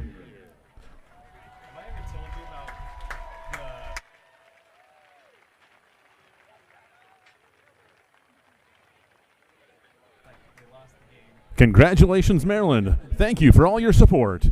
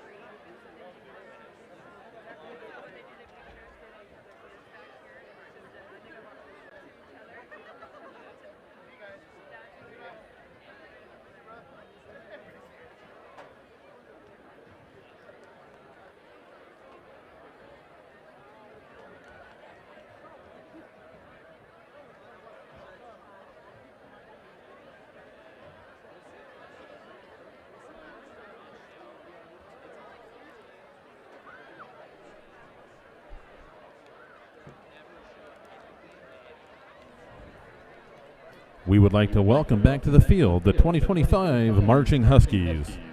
Tonight's performance is the first movement of their 2025 show, 1,000 Times Goodnight, which will feature music from Taylor Swift and Mozart.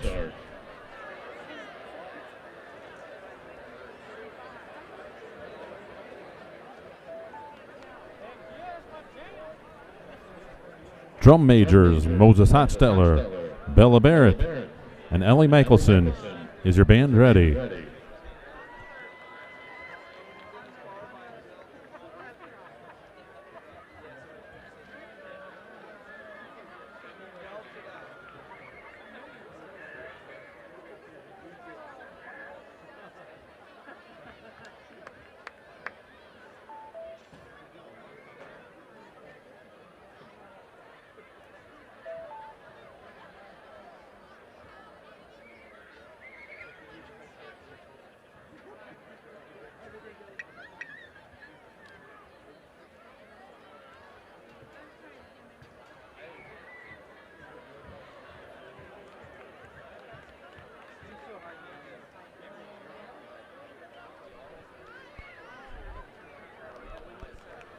Marching Huskies, you may take the field. Once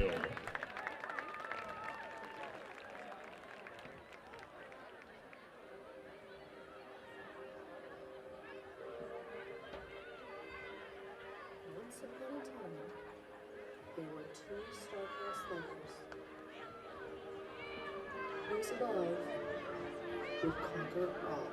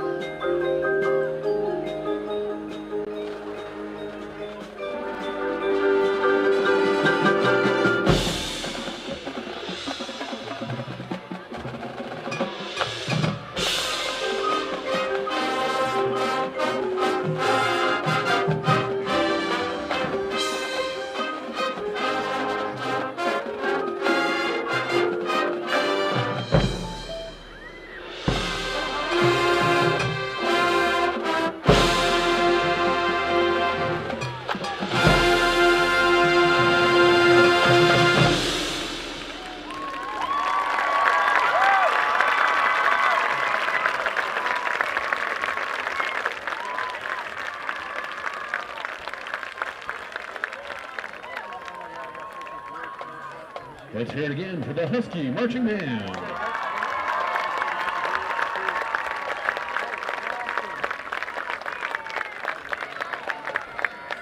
The Winterset High School Band Program consists of 2 concert ensembles, 2 competitive jazz bands, a competitive marching band, a non-competitive pep band, and a musical pit band.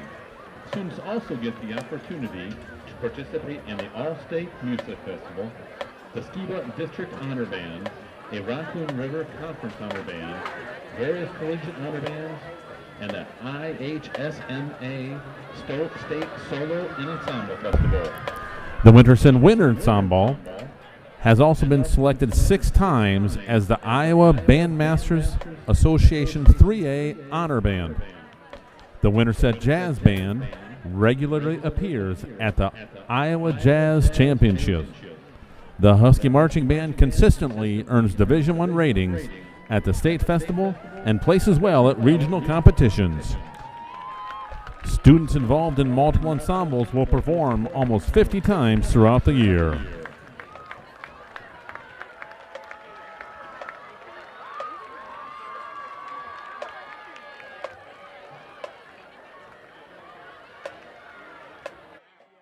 Looking for a taste of paradise right here in Winterset, Iowa? Come chill at Tiki Treats Iowa, your local spot for Hawaiian-themed treats. Dive into creamy Dole soft serve, refresh with our tropical snow, sip on fresh squeezed lemonade, and snack on warm buttery pretzel bites. It's a tropical getaway, no plane ticket required. Swing by Tiki Treats Iowa today and treat yourself to a mini vacation in every bite. AgriLand FS is a financially strong and dependable cooperative rooted in more than 90 years of experience with our eye on tomorrow. With 28 locations across southern Iowa and northwest Missouri, and from the field to your home and all points in between, you can trust AgriLand to be there when and where you need them. Call 515-462-5353 to learn more. AgriLand FS, where loyalty and integrity still mean something.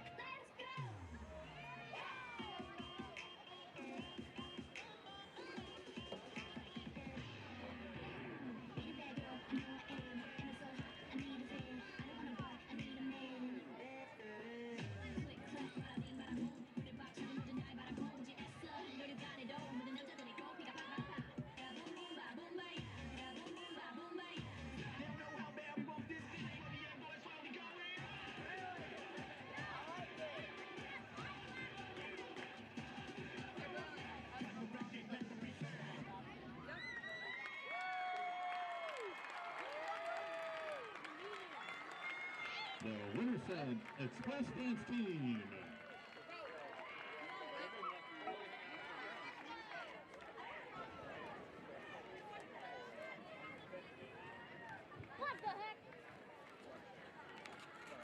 Draw your attention to the video board for the Downtown Challenge.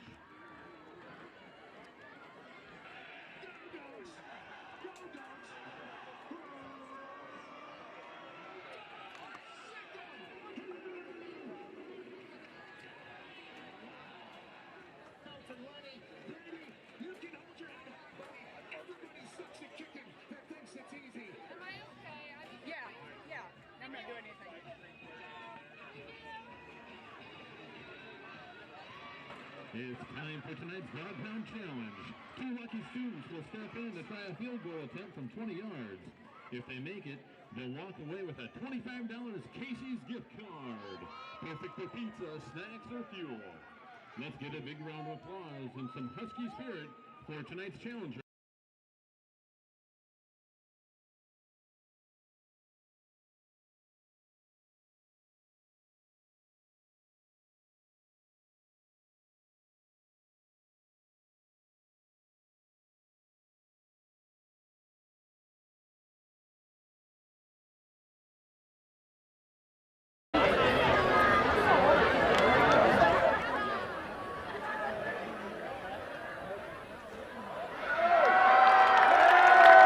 And it's through. Good job, Jenna and Reed. Enjoy your Casey's $25 gift card.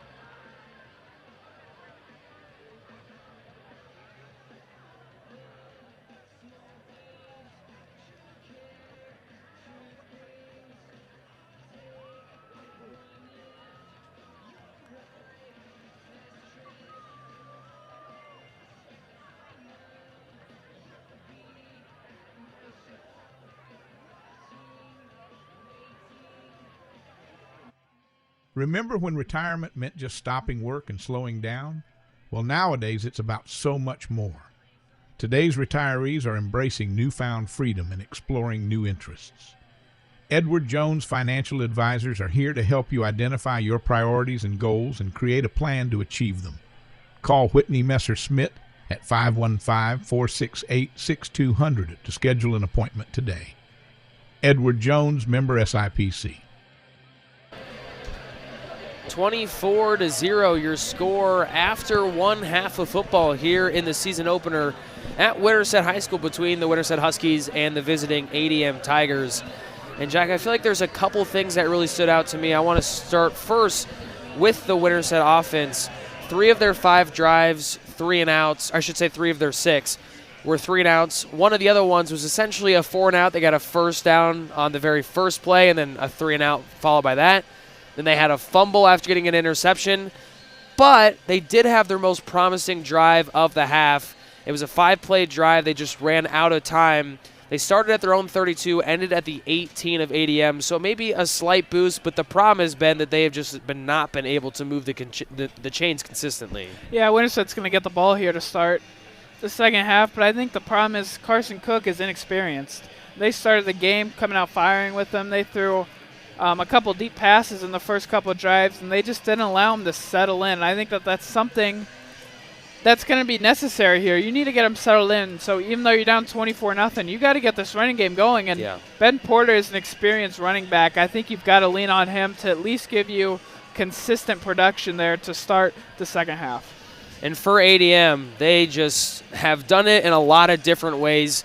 Mainly, it has been on the ground. That's where a lot of their production is coming from, whether that is from the quarterback, Hudson Scholl, who's flashed his legs. But they've gotten a lot of great production out of both their backs in Reed Obstarsik and Alex Jensen.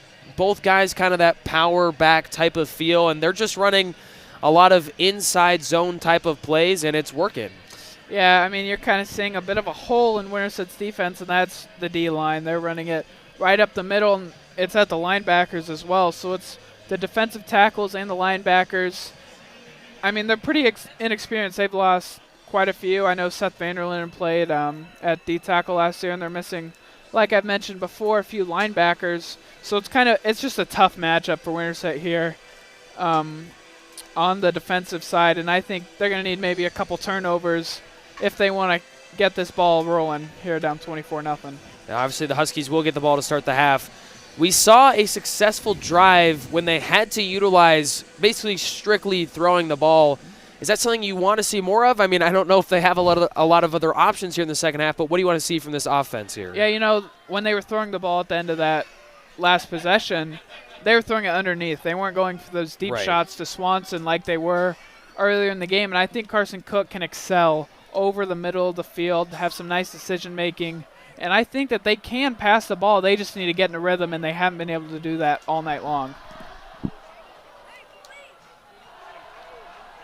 This is Colby Simmons waiting to send it away for ADM to get this second half started. It will be an uphill battle for Winterset, but really, Jack, this first drive could set the tone. Yeah, I mean, can't sugarcoat it. They need points here if they want to get back in this thing. It's going to be fielded by Gurwell. Trying to let blocks materialize in front of him. Gets pulled down from behind at about the 20-yard line.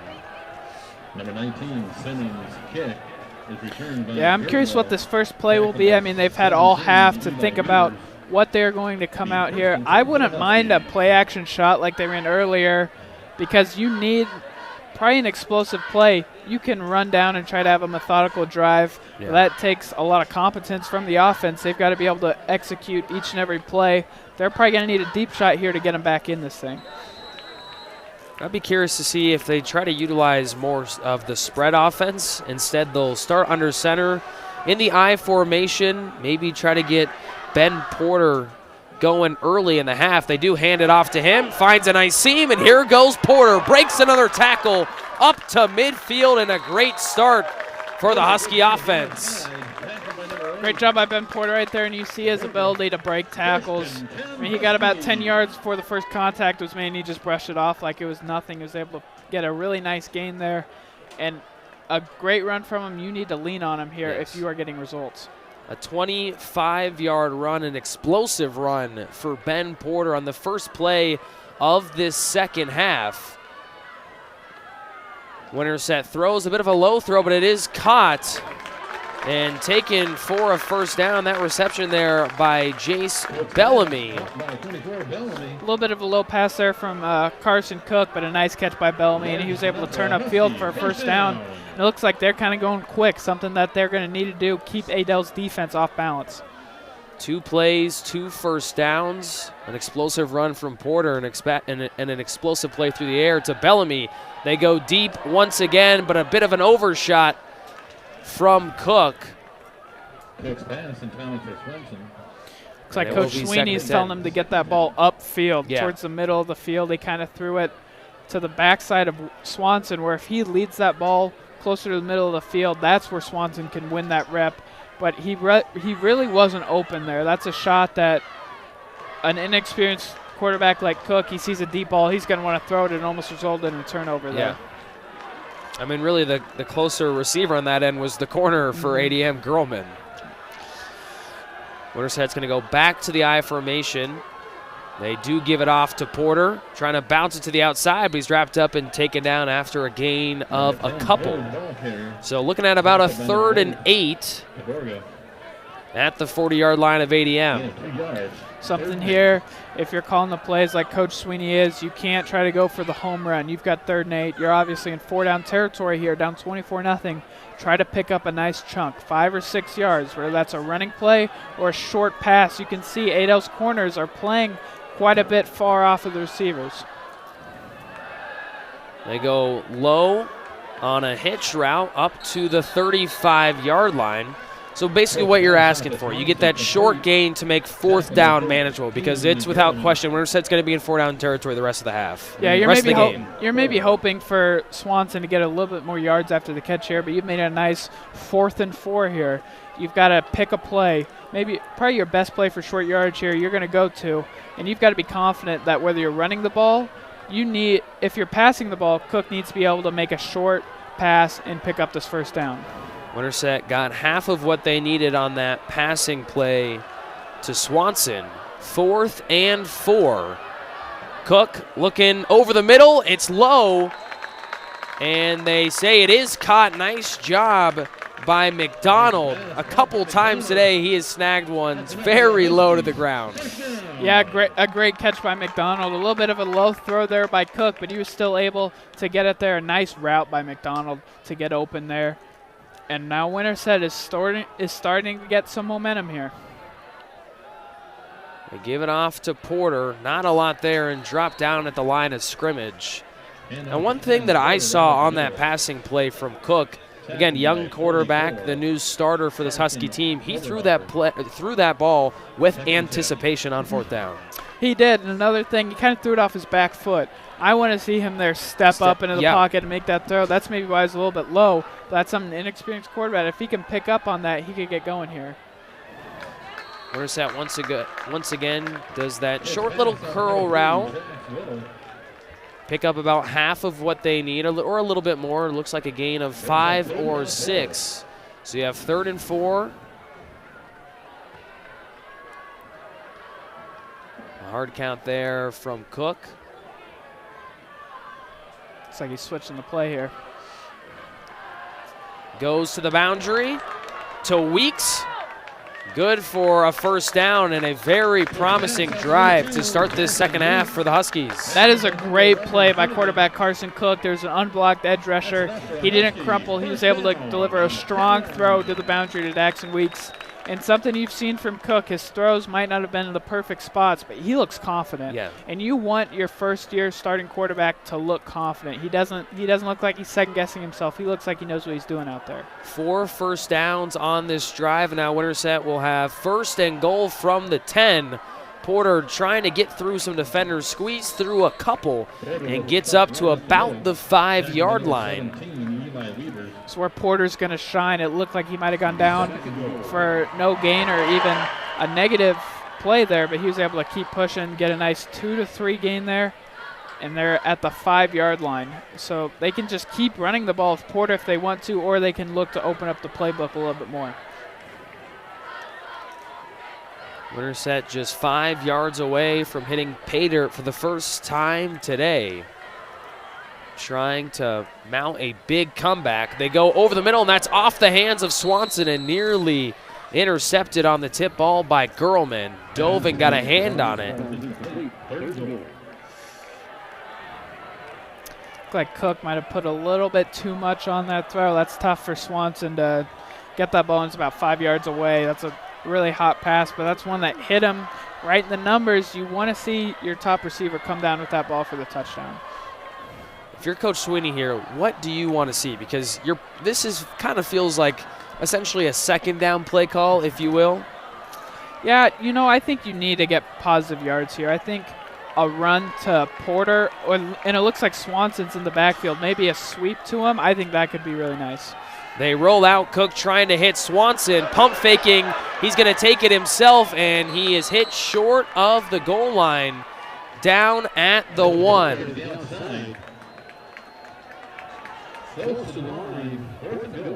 I love that play call right there from Coach Sweeney. He put Swanson in the backfield and ran a sprint out with him. Cook made a smart decision to tuck it and run because the Adel linebackers were focused on Swanson. Now they're at the 1-yard line. They can go with a sneak, or they can go right up the middle with Porter. Now, something they did a lot last year was sneaking with quarterback Hunter Lyon. He was a big quarterback. Something that they could try is using Ben Porter in that role as quarterback and trying to go up the middle. Timeout will be called by Coach Sweeney. So he uses one of his 3 allotted timeouts here in the second half, but this is obviously, to this point, the biggest play of the night for Winterset. They have to find a way to score. They have taken almost half of this third quarter. It's been about a 5-minute drive, a little over. 4th and goal from the 1. You've converted on 4. You've picked up 4 first downs. This has to end in a touchdown. Yeah, and I think you got to go to Ben Porter in some facet here. I don't think you got to get confusing here. Just go right up the middle with them. If they blow the play up, props to them. But Ben Porter's a real physical runner, and this is where he excels, is right down here, where he only needs 1 yard, and the defense knows that this play's probably going to Porter, so we'll see if Sweeney wants to change things up or if he's going to stick with Porter. Porter will be in the backfield. along with many others, that wishbone formation here from the 1. Cook under center, gives it off to Porter, and he will find his way in for the touchdown. Yeah, I mean, nothing special there, just going right up the middle with Porter. And you're going to see Winterset, they're going to probably go for 2 here to make it a 3-possession game, because if they get 3 touchdowns and 3 2-point conversions, they would be tied. Unless that they want to go for a PAT and try to play for a 4-possession game. But I think strategy here would tell you got to go for 2.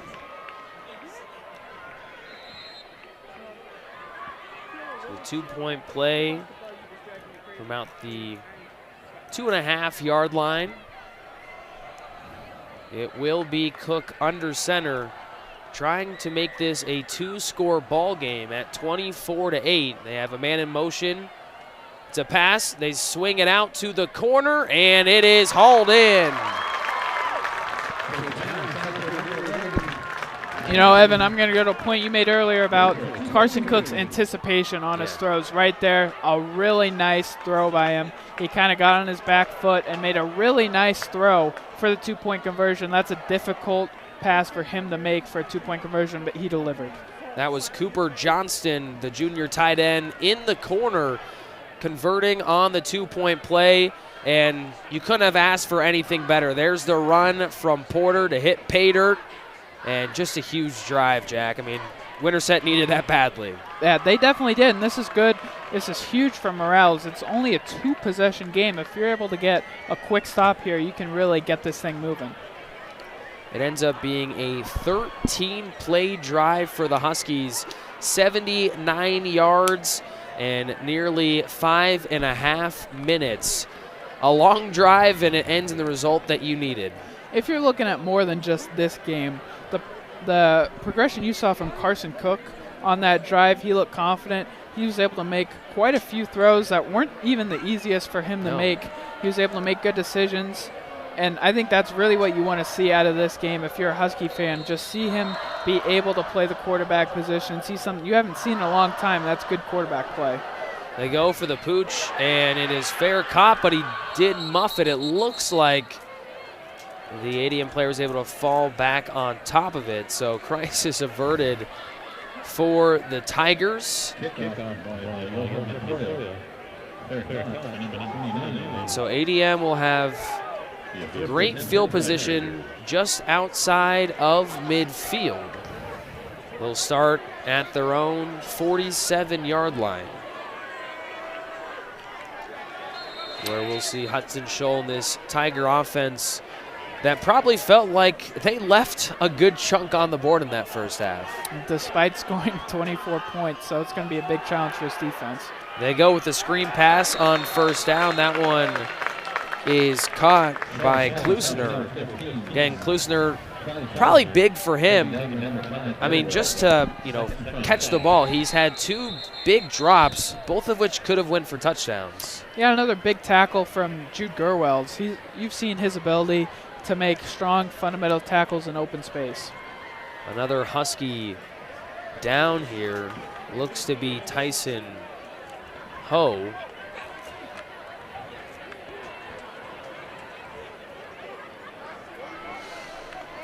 Talking with Coach Sweeney here earlier in the week, he said that this Winterset team has had a lot of nagging injuries and just kind of some unnecessary wear and tear here early in the year, which is something you never want to hear when you haven't even played a game yet. And we already saw one Winterset player go down earlier. That was Caleb Decker, as you noted, and now another one down here. Hopefully, both of these things aren't serious. Sometimes a lot of that first game, even if it's not too hot, you do see a lot of cramping. And trying to prevent injuries is something that this coaching staff really focuses on. Even in practice, they don't really hit that much. They're trying to keep these players as healthy as possible for game day. Take the helmet off there of Tyson. And Tyson, the senior, the 5'10" defensive tackle.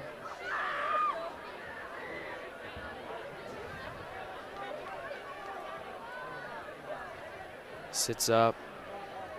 Looks like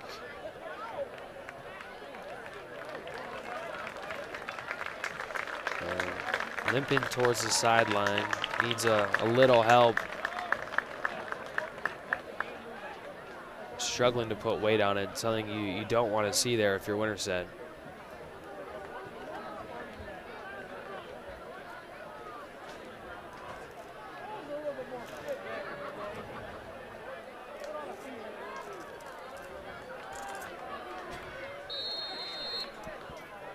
It'll be 2nd and 5. ADM across midfield into Husky territory now. Scholl gives it off to Jensen, and nice job once again in the run game. Yeah, some really good pressure there from Winterset at all 3 levels. They got it from the D-line, the linebackers, and the safeties. However, if I'm Ado's coach right there, I see that. That's a key to me to run some play action. They bid on that all the way. 3rd and 5 here, you might be able to see it. And if they run play action, I think it's going to be really important for Jace Bellamy to stay home because he's the key to all this defense. 3rd down and 5 for ADM. They roll out Scholl, and he quickly evades, and in the blink of an eye, scrambles upfield to the 30-yard line. In a blink of an eye is right, Evan. I mean, it was a few moves, and he picked up 15 yards just right away, and that's the struggle that you have with playing. Hudson Scholl, is they run a sprint out again. They've ran that so much tonight, and he just converted. So ADM converts on the 3rd down. Now they run tempo. They give it off to Jensen. And a nice carry on 1st down, picking up about 5 or 6 yards. 24, Jensen right up the middle. Tackled by 10, Ben Porter. 2nd down and 5.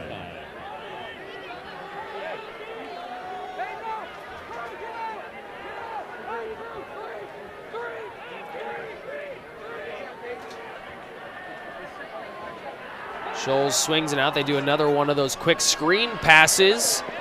And making his way inside the 10 there is Klusner. A flag thrown by the back judge. 2 flags there. When you see those screen plays, very high chance of some sort of block in the back. Could get linemen downfield as well on those screen passes. Does look like it's going against ADM.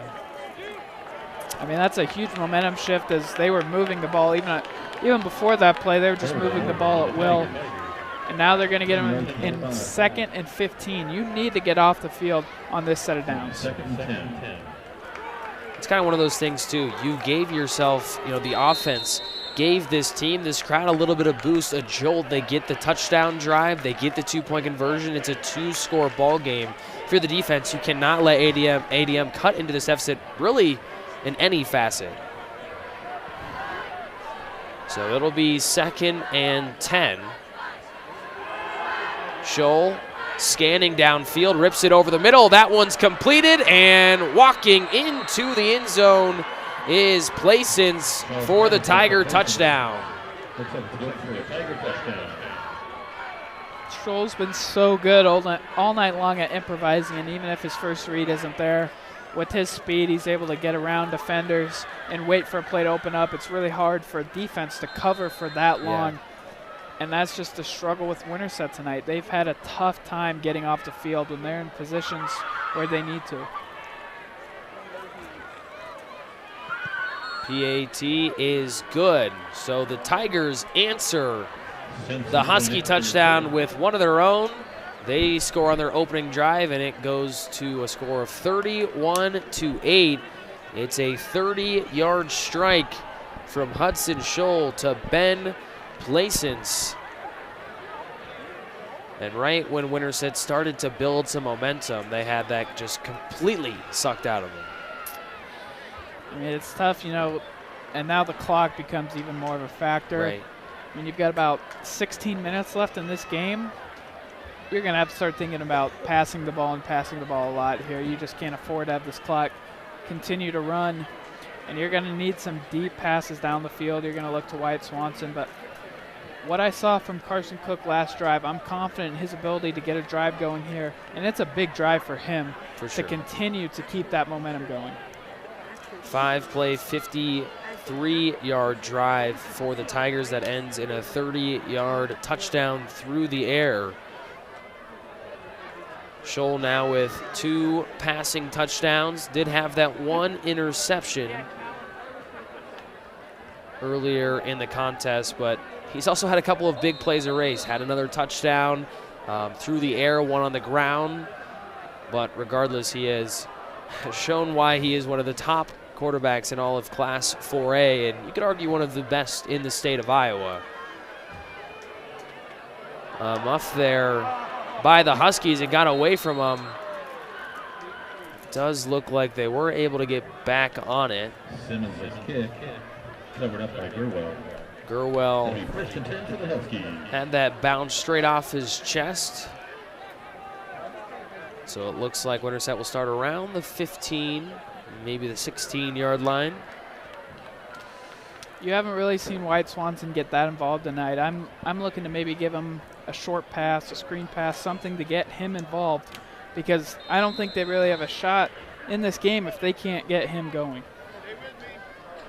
So Winterset's going to need to march down 85 yards, because at this point, field goals are not going to do you anything with 4:20 left to go here in the third quarter.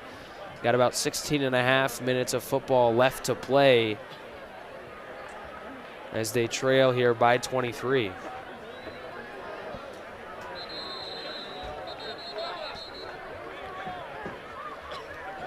And it looks like a delay of game on the offense, and those are the ones that always make you scratch your head, a delay of game coming off the kickoff. That's rough, because they weren't even close. I mean, they were still shifting there, and they were in the huddle for a long time, and that backs them up to the 10-yard line when they need to get the ball rolling. It's going to be tough for Cook and the offense. So now back to the 10-yard line. It's going to have to be a 90-yard drive. A screen set up, batted in the air, and luckily not intercepted. Read perfectly there by the front 4. Down by Tiger defender. Second and 15. Looked like that was Cade Duffy, the freshman, who got his paw on it and disrupted the screen pass. And at this point in the game, Winterset's probably going to have to go away from the wishbone formation. It's just pretty tough to pass out of that, especially when you're not running out of play action, and you're just going to have to see a different element of this Husky offense that you didn't really see last year. Winterset will be in the I formation. They hand it off to Porter, trying to bounce it to the outside. And he is just a tough dude to bring down, continuing to drive the legs. Ben Porter showing off the strength, pushing nearly towards a first down.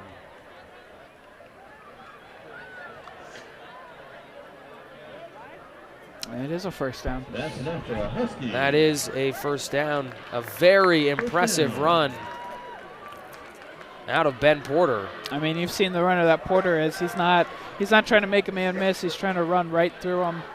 And they're going to need to get him going for the rest of this game and the rest of the season. But when you're down 23, those runs are nice, but you see this clock continue to tick. Cook, quick pass to the near side to Jax Little. Picks up about 4 yards. And that quick game has been something that has worked very well for Winterset tonight. Yeah, I think it's mostly on the defensive Adel. They're just not really playing much press. And that's because, I mean, in part because they're up by 23 points. There's no reason to do that. I'm sure they're fine with Winterset dinking and dunking their way down the field if it takes 7 minutes or so. Right. And that's something where Winterset's going to have to weigh that. Do you want to keep getting these 5-yard games that are going to keep the clock running, or are you going to have to try to get a deep shot here?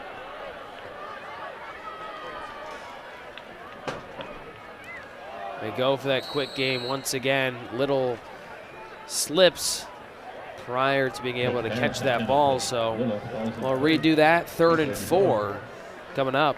And the problem with that quick game is if you run it again and again, this defense is going to pick up on it right there. Yeah. That pass was very contested, and it could have gone for an interception, but Cook's got to be that's something that Carson Cook's going to have to deal with. You know, first year starting, he's going to have to get used to that if you keep running those plays over and over, the defense is going to start to pick up on it. Here comes the spread formation here, and it actually looks like Swanson will take the snap.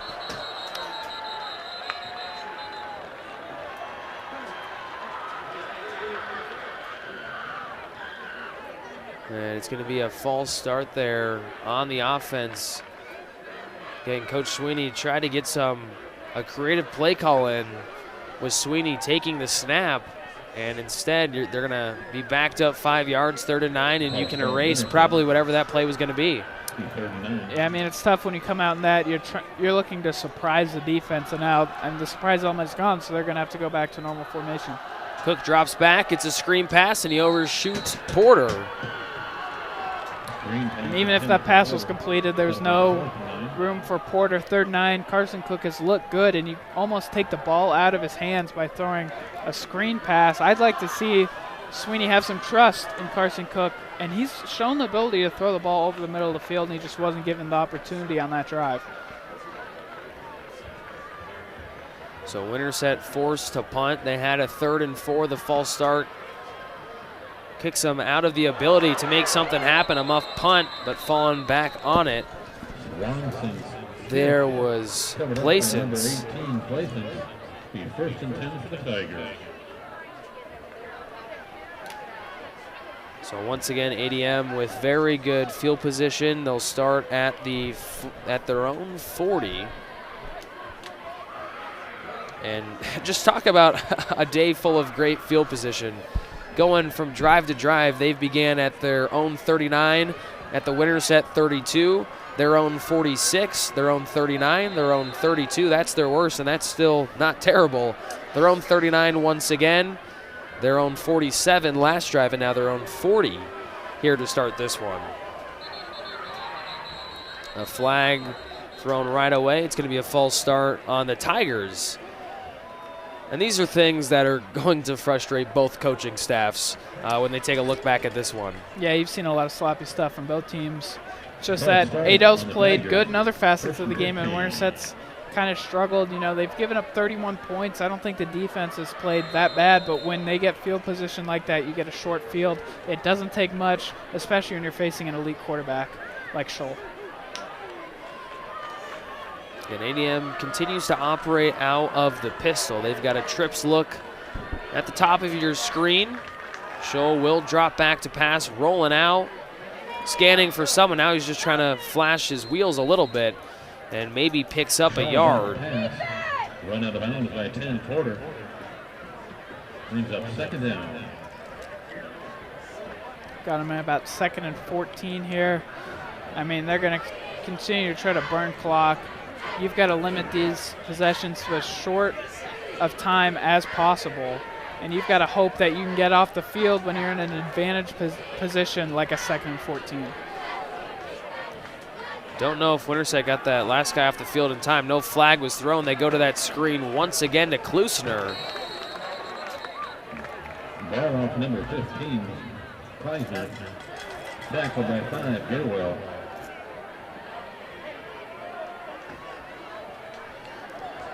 So 3rd and long coming up here for the Tigers, 3rd and 10.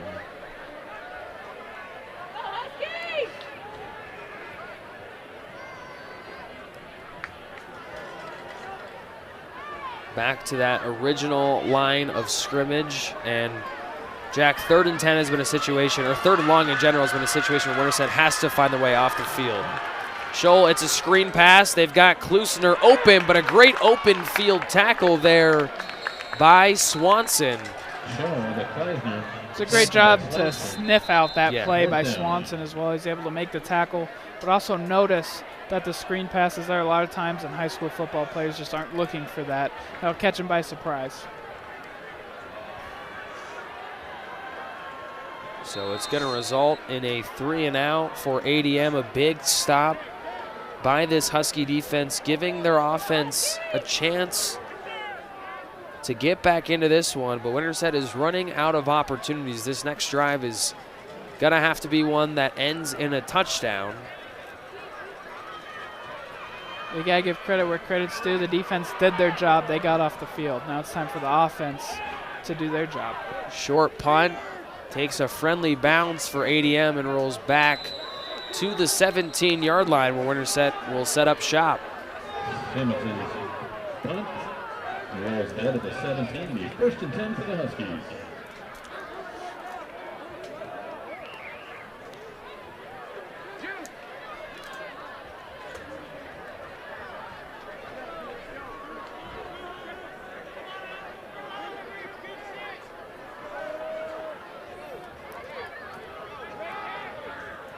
Something we've seen a lot of tonight. It feels like a drive is either starting in some sort of deep shot down the field or a run to Ben Porter.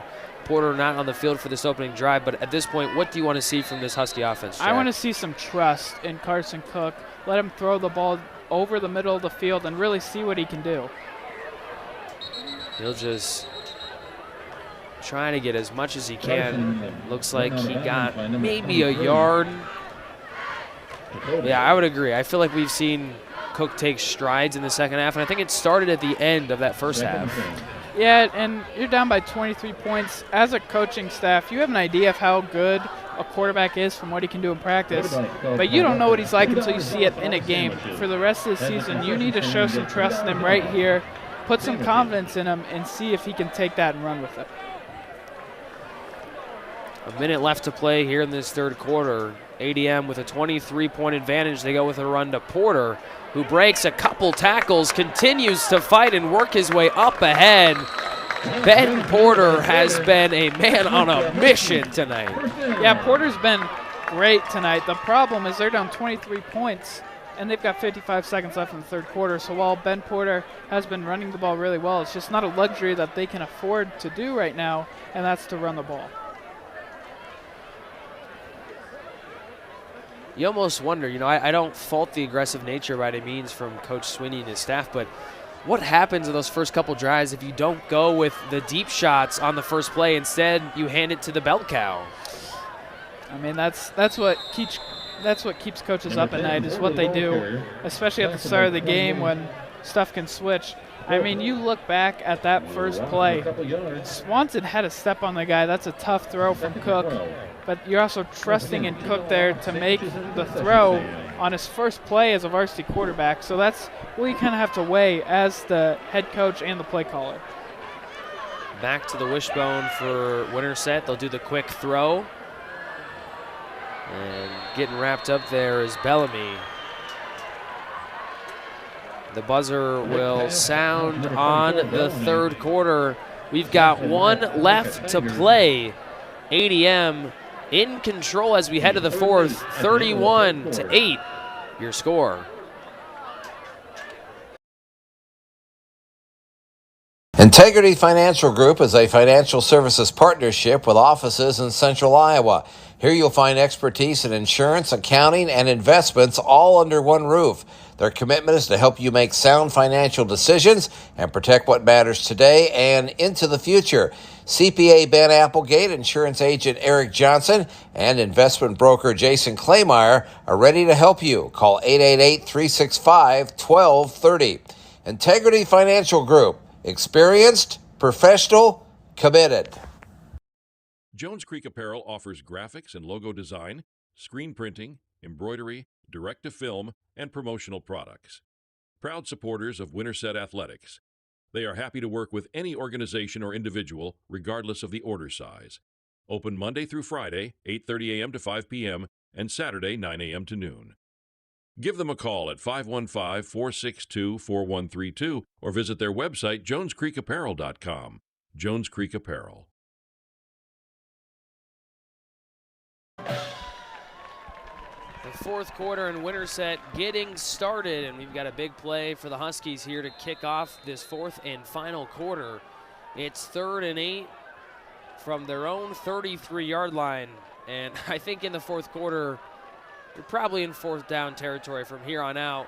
Cook given the opportunity to throw. He puts it over the middle to Swanson, who picks up a first down and more across midfield down to the 45-yard line. I mean, that's what I've liked out of Carson Cook tonight. He stayed calm.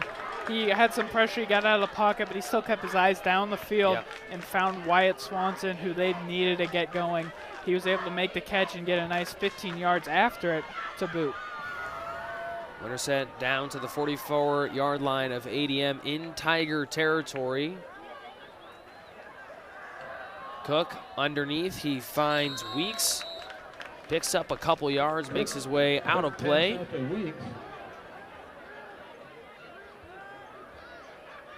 Gain of a couple yards, second down, run out of bounds on number 5. Just a nice short pass there from Cook, a nice strong throw to the boundary, and Weeks is able to get out of bounds. So that's a nice 5-yard pickup that you can get out of bounds and stop this clock. That's better than running the ball for 5 yards.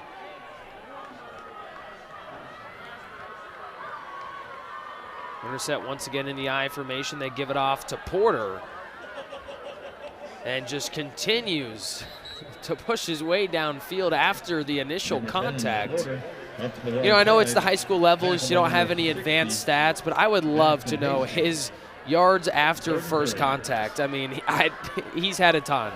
Yeah, and there's a lot of inexperience on this offensive line, so you've got to give them grace in this first game, and Porter's been able to make up for a little bit of lack of big holes for him to run through, but he's been a great aggressive runner, and that's something that you want to see for the rest of the year.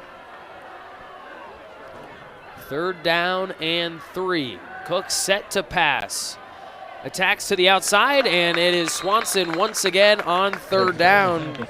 He's got back-to-back first down conversions on 3rd down. And I think something I know you've been asking for is, where is Wyatt Swanson? You've got to get him going, and they're finally starting to do that here in the 4th. Yeah, there he is. I mean, it looks like Cook is trying to find him. Another thing on that play, the offensive line. Cook had all day in the pocket to throw and give him time. Porter, for what feels like the first time tonight, is knocked down on the initial contact and tackled after a gain of 2. Tyler Smith, 2nd and 8.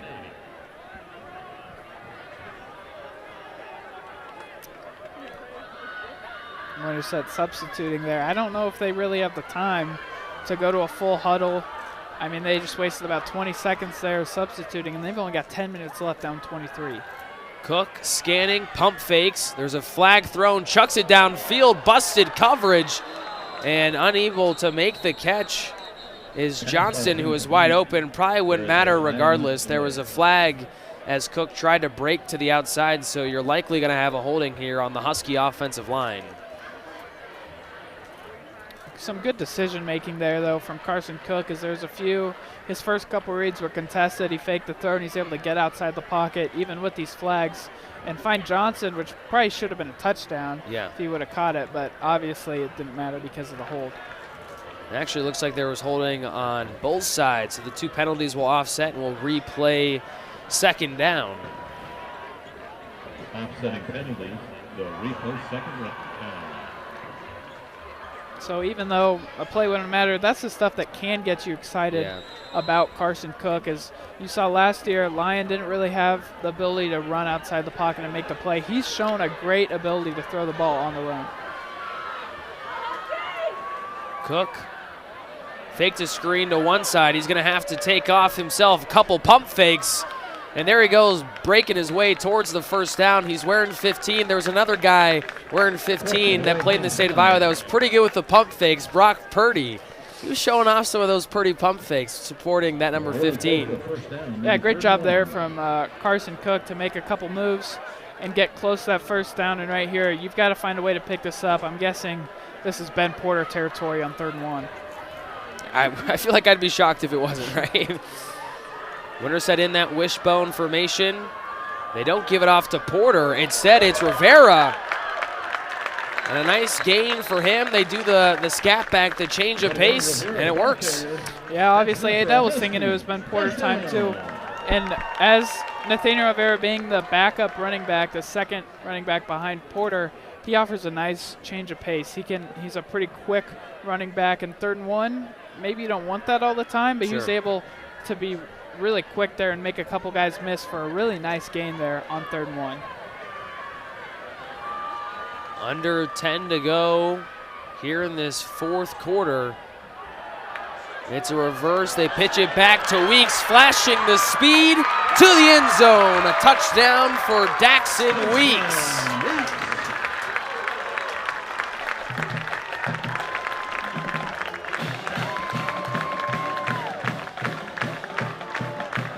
See right there, just a nice innovative call right there from Coach Sweeney.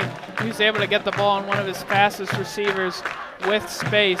And Daxon Weeks, he's been a really bright spot on this offense for Winterset tonight, as he didn't play the past couple of years, and he's shown the ability to make things happen at that wide receiver position.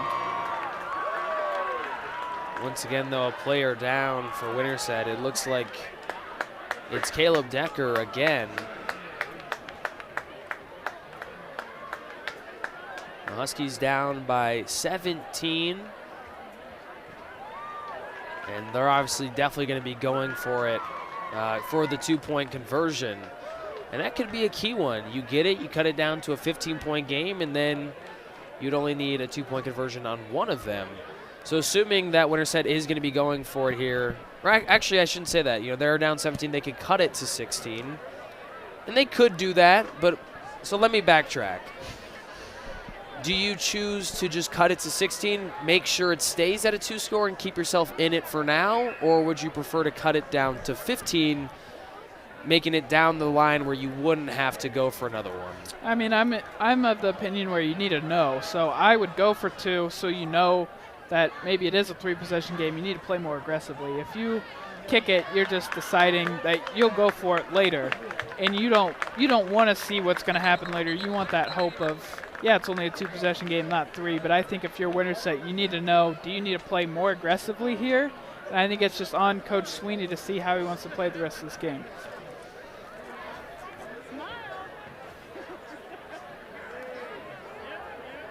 So it looks like they will kick the PAT and make sure that this thing at least does not get to a 3-score game.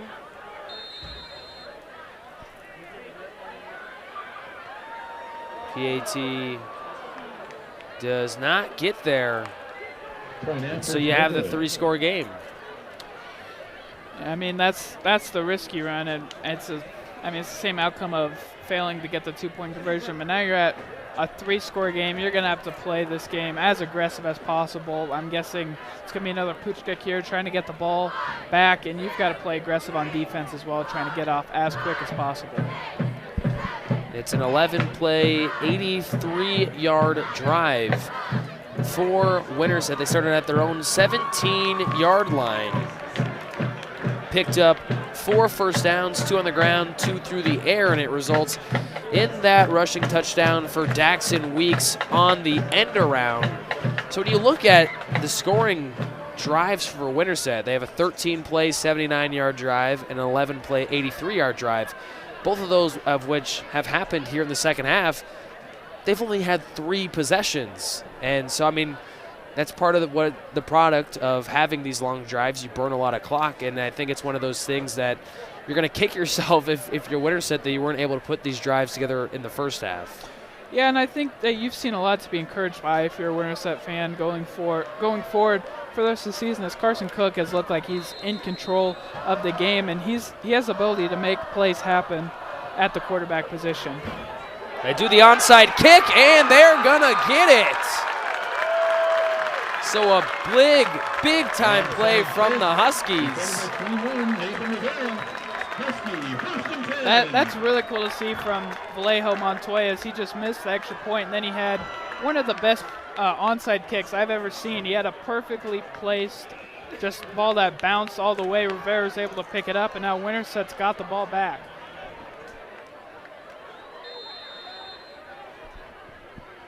Great job to bounce back if you are Vallejo Montoya, but you're going to sit and be like, if you just had the PAT, you've got the ball back at the ADM 40, and you'd be down 2 scores. Instead, it's still a 3-score game with 9.5 to go, so still a lot of work to do for Winterset, but they're in a good position.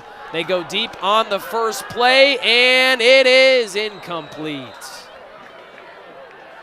Broken up by Leighton Gurlman. I mean, that's a risky pass, and that's one that you need to make if you're Winterset.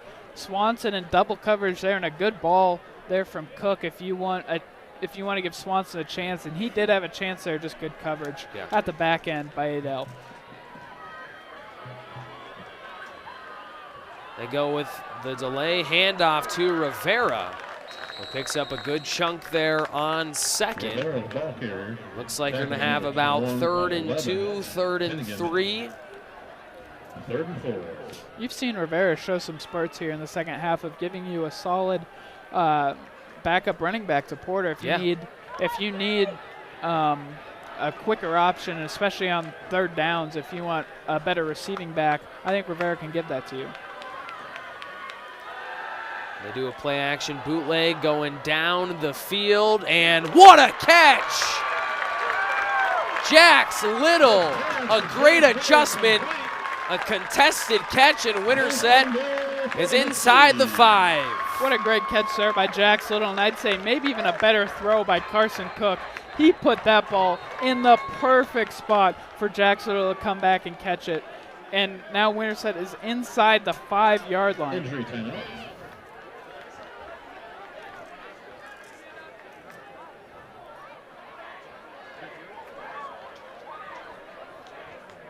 Looks like Winterset is going to start at the 3-yard line. So it's about a 30-yard pass from Cook to Jax Little. And something you've said a lot tonight is just, if you're a Husky fan, what can you be excited for? I'm with you. Carson Cook looks like a legit quarterback. Yeah, Winterset in the past few years, they haven't had a quarterback that's able to go out there and throw the ball with confidence, and that Coach Sweeney is confident in to control this offense, and you're seeing some great strides from him here. Porter making his way towards the goal line, stopped short. 2nd and goal coming up. And right here, if you're Winterset, you got to go quick. You just got to get up to the line and hand the ball off to Porter again and hope that they can't stop him. Said someone down. That might be Porter.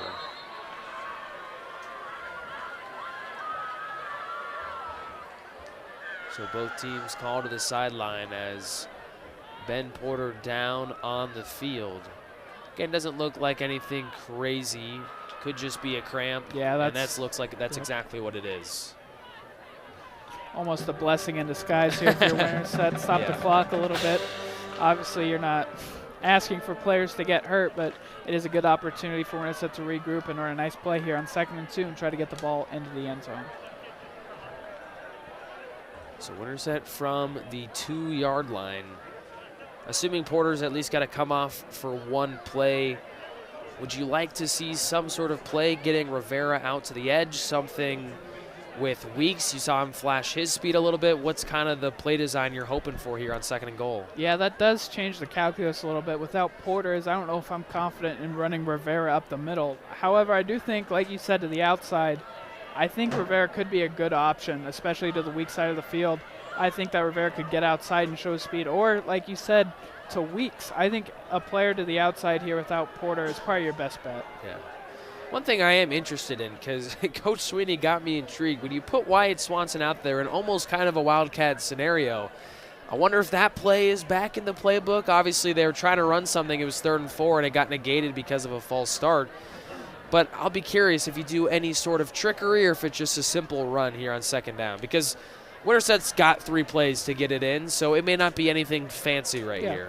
And that's why a sweep or something to the outside might not be what you want to go to, because that has a higher chance of being for negative yards. And if you've got 3 chances, like you said, to get 2 yards, I do like your idea of Swanson in a Wildcat situation. I think with his speed and his size, he'd be good to run. You could even run like an option with him. You've seen some play designs like that in college and in the NFL where you have a Wildcat and then you have a running back too, and you can run an option. So it's gonna be interesting to see what Coach Sweeney dials up here. Porter walking off a little gingerly. Looks like Bellamy is in at running back instead of Porter. Again, in that wishbone for Winterset. They've been in that formation a ton here today.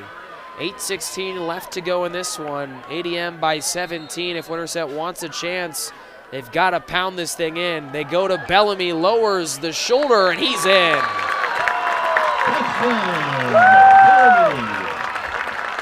So it ended up being none of the things we suggested. They went with Jace Bellamy in the spot of Ben Porter, and he's someone that, I mean, he's an absolute freak. When he plays any sport, he's just got his head down. He's going to do whatever it takes, and he's a guy you want to see in a short yardage situation just try to get the ball in. Winterset now has scored on back-to-back drives here. In the last 2 drives of this football game, again, they had the 11-play, 83-yard drive that ended in a touchdown on the ground. They get the onside kick, and they get another touchdown. This PAT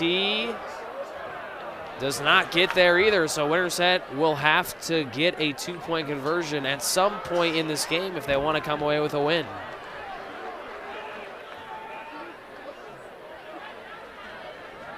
I mean, you're likely to see another probably onside kick here from Winterset, even though you might not need to do it. I think it's something where you saw the last one from Montoya. I think it's something that you could try to run back. It's going to be a 5-play, 40-yard drive for the Huskies to cut this thing to an 11-point ball game. You probably have to try the onside kick again. I mean, you know, ADM is certainly going to be prepared this time around, and in fact, they do have their hands team with just one guy deep.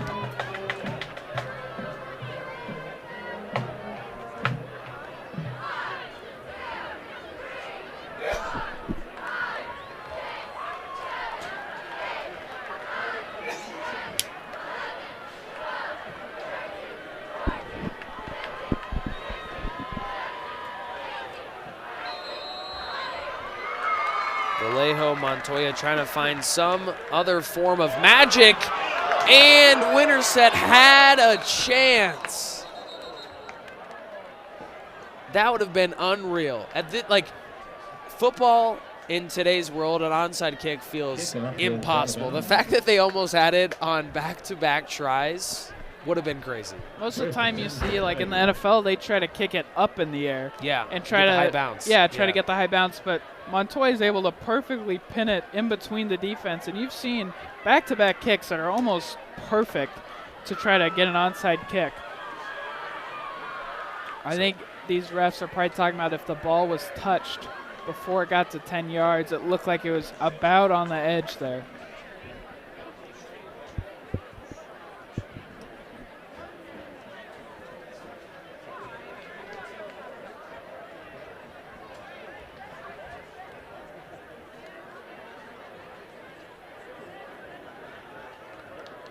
It's definitely the debate is just trying to see if a flag will be thrown.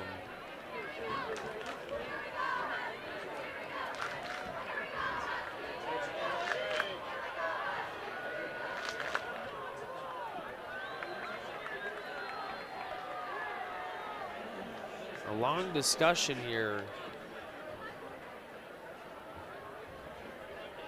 Ball is being moved up, so I do think it was touched prior to the 10 yards. It does look like they're going to call Winterset for illegal touching. So it'll be first down from their own 44-yard line for ADM. Obviously in a position where they just need to try and milk clock. They go with a screen to the opposite side of the field, and up the field, down the sideline, goes Klusner in a big play on the opening play, and then a late flag.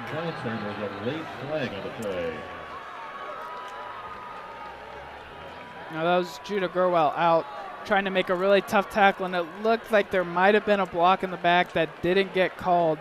Just a really tough play there for Gurwell to make.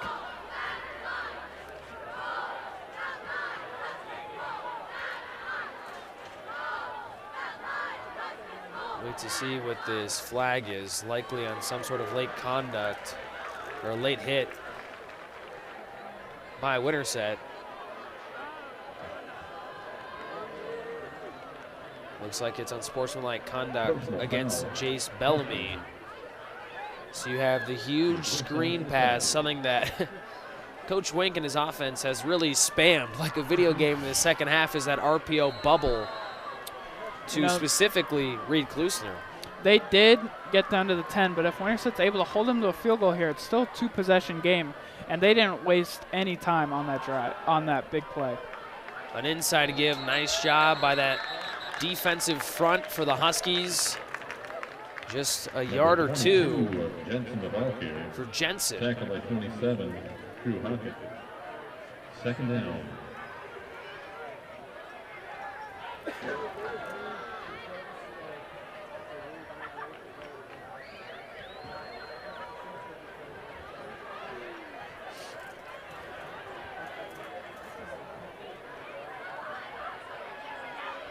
Scholl gives it off to Jensen once again. A small crease. He makes his way down to the 5-yard line.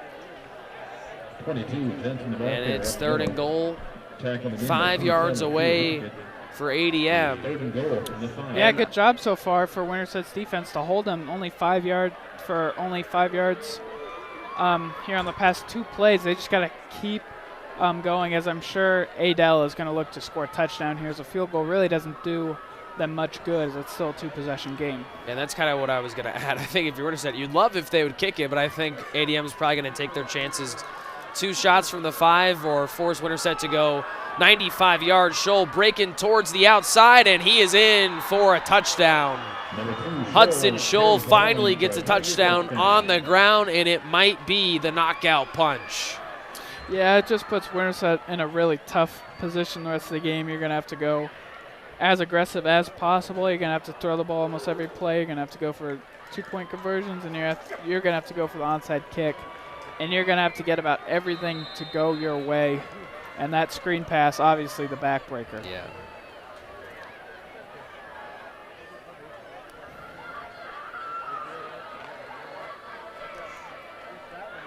PAT on its way from Simmons. That one is true, and it's a 4-play, 56-yard drive set up by the big screen pass to Klusner on the opening play of the drive, and then capped off by the quarterback Hudson Scholl on the ground. He had 18 rushing scores a season ago. He gets his first in his senior campaign, and his Tigers control an 18-point advantage with under 7 minutes to go here in the 4th.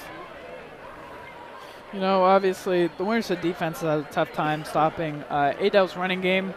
And I'm going to be curious how they look next week against Crescent, just because Adel's a really tough opponent. They're facing a really dynamic quarterback in Hudson Scholl. So I think it's tough for me to take away too much from this one as it pertains to Winterset's run defense. But I think what you've seen from their offense has given you a lot of hope for the rest of the season, as you've seen Carson Cook be in control of this offense, and we'll see what he looks like right here on this next drive. And I really do think that one thing that has stood out is, like you said, you have that the ability to really attack in the air or on the ground, something that I don't feel like a ton of teams, especially in Class 3A, can say here in the state of Iowa, and just the fact that you have that type of dynamic quarterback. This is a night where we haven't really seen Wyatt Swanson do a ton offensively, and so I feel like between Porter and a little opportunity we've got from Rivera as a change of pace, there's some positive things for this offense going forward. Yeah, and I'm curious if they try to establish the run more next week. I think that's something that I'm sure Coach Sweeney will want to do, but I think you've seen that you can be confident in throwing the ball with Carson Cook. But obviously right here with 6:36 left, it's going to be almost entirely passing plays here.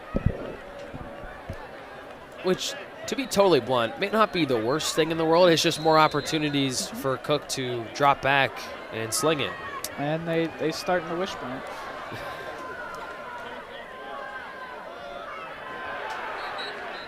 The handoff dropped in the backfield. A loss of 2 yards. Yeah, I'm going to be honest, I just don't really understand the play call here. I mean, you're wasting time. You're trying to run the ball when it hasn't worked all that well, especially with Rivera up the middle. I think you got to just trust in Cook here, and another flag.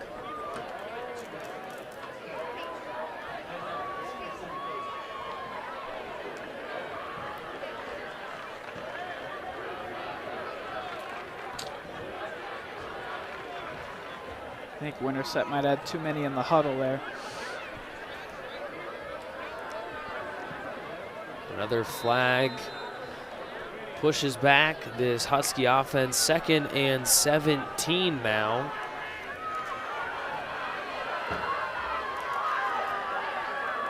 Cook down the field. That one is intercepted. Tyler Kneep. First pass is intercepted by number 28, Tyler Kneep. And if the run from Hudson Scholl was not the dagger, that pick probably seals it.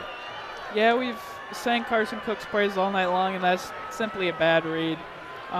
He didn't see the linebacker coming across the field. It looked like Swanson might have had a little bit of room, but with that linebacker coming across the field, he was able to read it and pick off Carson Cook to give Adel great field position here, already up by 18 with 5 minutes left. So now you would have to imagine ADM is just going to start to milk the clock here.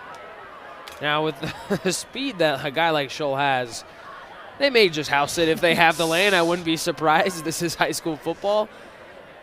But nonetheless, their job is definitely just to try and take off as much of the clock as they can. A big run on the first play by Obstarsic. Tackle by number 12, Hurt. First and 10 for the Tigers. A gain of 12 on the opening run. I'm kind of surprised that ADM not trying to take off more clock. They go to Obstarsic again, and this time he doesn't have anything. Officer checks the ball carrier, tackled by 20, Zach Cloak. Good run stuff there by Zach Cloak and Wyatt Swanson. They were able to blow that run up, but I mean, that's just more time ticking off the clock, and that's just something that Winterset can't afford, as it's looking pretty bleak right now. 5 left to play, and now this is kind of more what I expected, is taking the time if you're ADM before you call that play. Just try and put this one away. I think they're in a position where they really shouldn't lose this game, up by 18, under 5 to go. But obviously your job is to just take off as much of the clock before Winterset's back on the field offensively. Obstarsic busts towards the goal line. He dives in, and that's another rushing touchdown for Reed Obstarsic. In for the touchdown.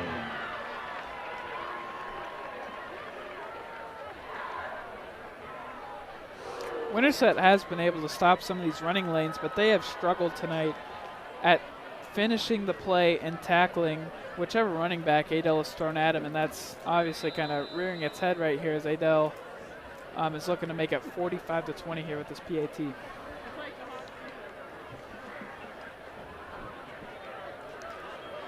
And Winterset cut this down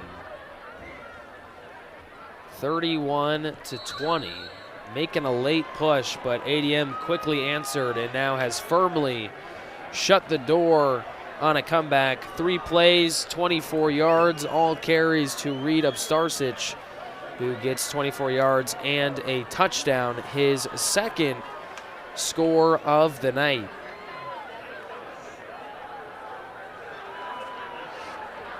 I mean, now you can't run the ball here if you're Winterset. Not even, like, down 25 with 4 minutes left. It would take next to a miracle for Winterset to even get back in this game, but you want to see what Carson Cook can do. You already saw him in the 2-minute drill before the half do a really good job of finding open receivers over the middle. Obviously on that last possession he did make a bad read and threw an interception, but this is kind of almost just practice time for Winterset and its offense right here.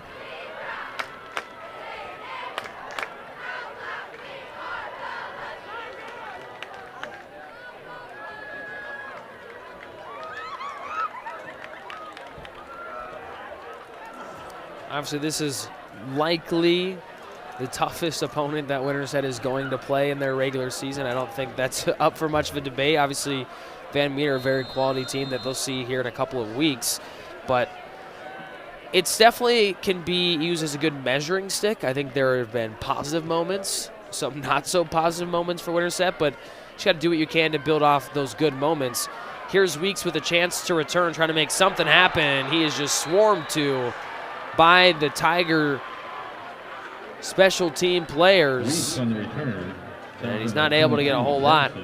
The first and 10 for the Huskies.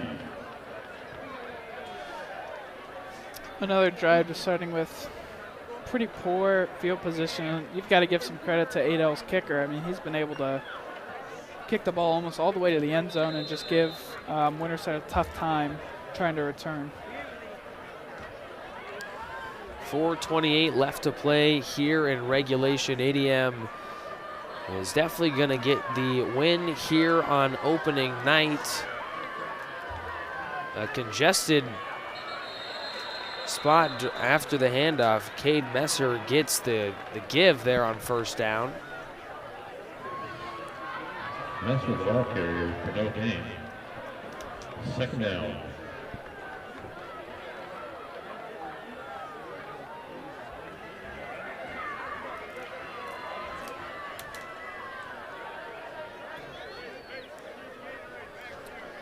Winterset taking a lot of time in the huddle, just showing that they're kind of packing it in here and just trying to get some work here.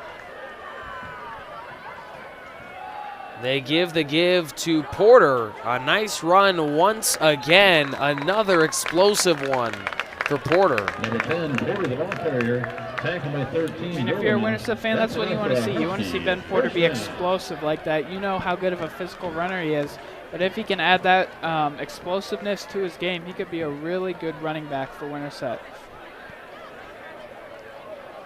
And I like that you mentioned this is kind of practice time, which, you know, understandably some would just be like, oh, it's nothing to play for. But with a new quarterback and just beginning of the season, these are great opportunities to get something put together. But another drop there by Weeks. The pass a little out in front of him, but another example for him where if it hits your hands, still one you've got to find a way to reel in.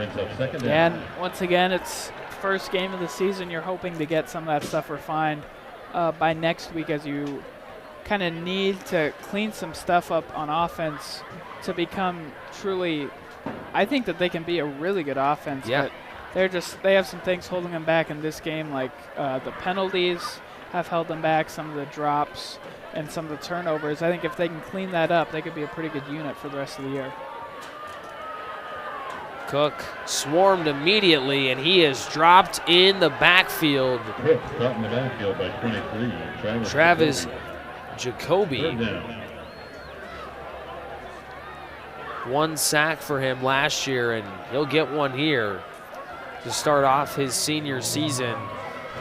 It's going to be third and long. I couldn't tell if that was a designed QB run or Yeah. if it was a screen. If you're designing a quarterback run on 2nd and 10 when you're basically just giving up on the game, you're almost just asking for your quarterback to get hit there. I'm hoping that that was a screen and not a quarterback run. A high snap, Cook able to get it, just dumps it off to Porter, and he is dropped immediately. The third down play on 3rd and 14 is going to lose a number of yards, and it will be 4th down. Coach Sweeney to send out his punt unit, just trying to wrap this one up at this point. Yeah, ADL will get the ball, and there'll be enough time where they can just kneel the ball out, and that will be the end of the first game for the Huskies.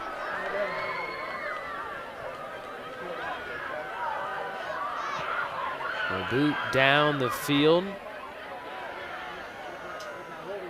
And to the sideline. Do have a flag Number 18 on the Ben return.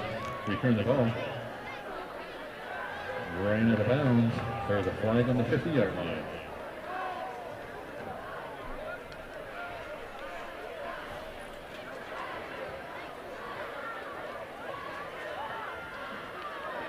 Looks like block in the back on the Tigers, but again, under 2 minutes to play. As long as Coach Sweeney doesn't choose to use any of his timeouts, you can kneel it under 2 to go and end it. So we'll be curious to see if ADM just comes out to try and run the ball, especially if you run on the first play and you don't get the timeout, then it's probably the green light where you're good to just take the knees, but we'll see what ADM chooses to do. Regardless, they will get the win here on opening day.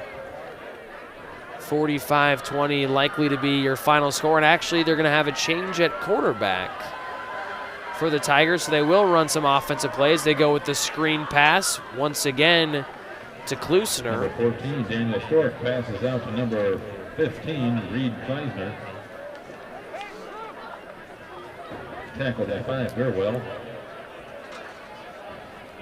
Don't really understand Adele running plays here when you can just kneel the game out, but they're maybe trying to get some looks for their backup quarterback. I'm not too sure. They hand it off to one of their backs, and he'll make his way forward and pick up a first down. Reed, the ball carrier. Again, a minute and a half left to go. Number 8. Regardless of ADM trying to pick up these additional yards, and now you've got a Husky that's down. I believe that's Crew Hockett. Yeah, that's Crew Hockett. That's one of your starting linebackers. Definitely someone you can't afford to lose, but it looks like he's able to walk off the field. And that's the risk you run with a minute and a half, and you've still got your starting defense out there, and Adele's still running plays. It just doesn't make a lot of sense when something like that can happen. So as the time continues to tick away here on this one, obviously ADM will walk away with a victory. But Jack, what's kind of your main takeaways for Winterset here in game one? You know, you look at the score, they lost 45-20, but I think that you can take away some positive stuff if you're Winterset and not just be like totally delusional. I think their offense did show some good looks, and I think their defense was given bad situations, and I am a little concerned about the defense, especially the run defense. But when you look at that, they're also facing a really good rushing quarterback and just a really good team. A team that it's going to be the best team that they face all year. So I can't take away too much on the lack of run defense there was tonight. But I think on offense, you look at it, and Carson Cook looked good in spurts. You know, he had a little trouble in the first half and on those last few drives. But I think in the middle there, you saw him be confident and make some nice reads and some nice throws. I think you saw Ben Porter be able to they were able to establish the run kind of after the fact that they just needed to pass the ball. But I think you saw some glimpses out of Porter, but I think the wide receiver room, I think you kind of saw lack of production there. I think most of that falls on Wyatt Swanson, who you're expecting to be your alpha wide receiver, but I think you saw some nice stuff out of Jax Little. Daxon Weeks was a bright spot. So I think that there are some stuff that you can take away even though you lost by 25. For sure. 16 seconds to go. It doesn't look like ADM is going to run another play. They won't even get under center, and that will go ahead and do it for game number one. ADM walks into Winterset and gets themselves a dominant week one victory over the Huskies. Your final score is 45-20. Hudson Scholl, 2 passing touchdowns, 1 on the ground for himself, and Reed of Starsik had 2 on the ground as well. Again, obviously, you just listed off a lot of the stuff for Winterset, but any final thoughts from you, Jack? You know, they're going to go and play at Creston next week. Should be a much easier opponent. I think that that's a better game to measure how good of a team this is, just because Adele is a team that they don't have to worry about come playoff time. They're a whole class above them. I think Creston's going to be a good measuring stick for Winterset and see how good this team really is. Well, for our camera operators, production crew, Jack Keller, my name is Evan Westling saying so long from Winterset, where the final score is 45-20. They'll be back in action next week at Creston. Our volleyball team, Coach Carroll, starting at 5:30. The volleyball team will be in action again. Pizza Ranch in Winterset promises you a great experience. You'll find a buffet full of your favorite pizzas, the country's best chicken, or just come for dessert. They have party rooms available for your next family gathering or fundraising event. Craving a night in? Pizza Ranch delivers. Order online or call. Open Monday through Sunday, 9 a.m. to 10 p.m. The Pizza Ranch at 1009 John Wayne Drive. Montross Pharmacy has been offering fast, friendly, and professional service with familiar local faces you can trust since 1921. Locally owned and operated. At Montross, you get quick, reliable answers to your prescription and over-the-counter medication questions. They also have the healthcare supplies you need, as well as a gift shop and soda fountain. Conveniently located on the west side of the historic Winterset Square. Open Monday through Saturday. Swanson Masonry specializes in foundation replacement throughout central Iowa. If your foundation is damaged, their experienced team can safely and efficiently remove your existing foundation and construct a new one. While foundation replacement can be an extensive undertaking, Swanson Masonry has the skills necessary to get the job done right. Let them put their expertise to work for you. Give them a call at 515-210-3463. Is your puppy in need of a little TLC? Bring them down to Suds and Pups for a complete spa treatment in the state-of-the-art pet wash, located next to Straight Shots Golf Simulator at 215 North 1st Avenue in Winterset. And don't forget, attached to the dog wash is Winterset's newest laundromat, open from 7 a.m. to 10 p.m. Stop by today. Looking for a taste of paradise right here in Winterset, Iowa? Come chill at Tiki Treats Iowa, your local spot for Hawaiian-themed treats. Dive into creamy Dole soft serve, refresh with our tropical snow, sip on fresh squeezed lemonade, and snack on warm buttery pretzel bites. It's a tropical getaway, no plane ticket required. Swing by Tiki Treats Iowa today and treat yourself to a mini vacation in every bite. You have been watching Winterset Activities live on the Husky YouTube channel, presented by the W Digital Network, powered by AHV Productions, and sponsored by Farmers and Merchant State Bank, Winterset Dental, Whitney Messerschmitt with Edward Jones, Hold Our Youth Tight, Tiki Treats, Applegate Tax and Accounting, Madison County Healthcare System, Agriland FS, The Sports Page Grill, Roush Collision and Restoration, McDonald's, Swanson Masonry, Alyssa Tadlock, Madison County Realty, Suds and Pups Laundry and Dog Wash, The Pizza Ranch of Winterset, Jones Creek Apparel, Montross Pharmacy and Gift Shop, and the Husky Booster Club.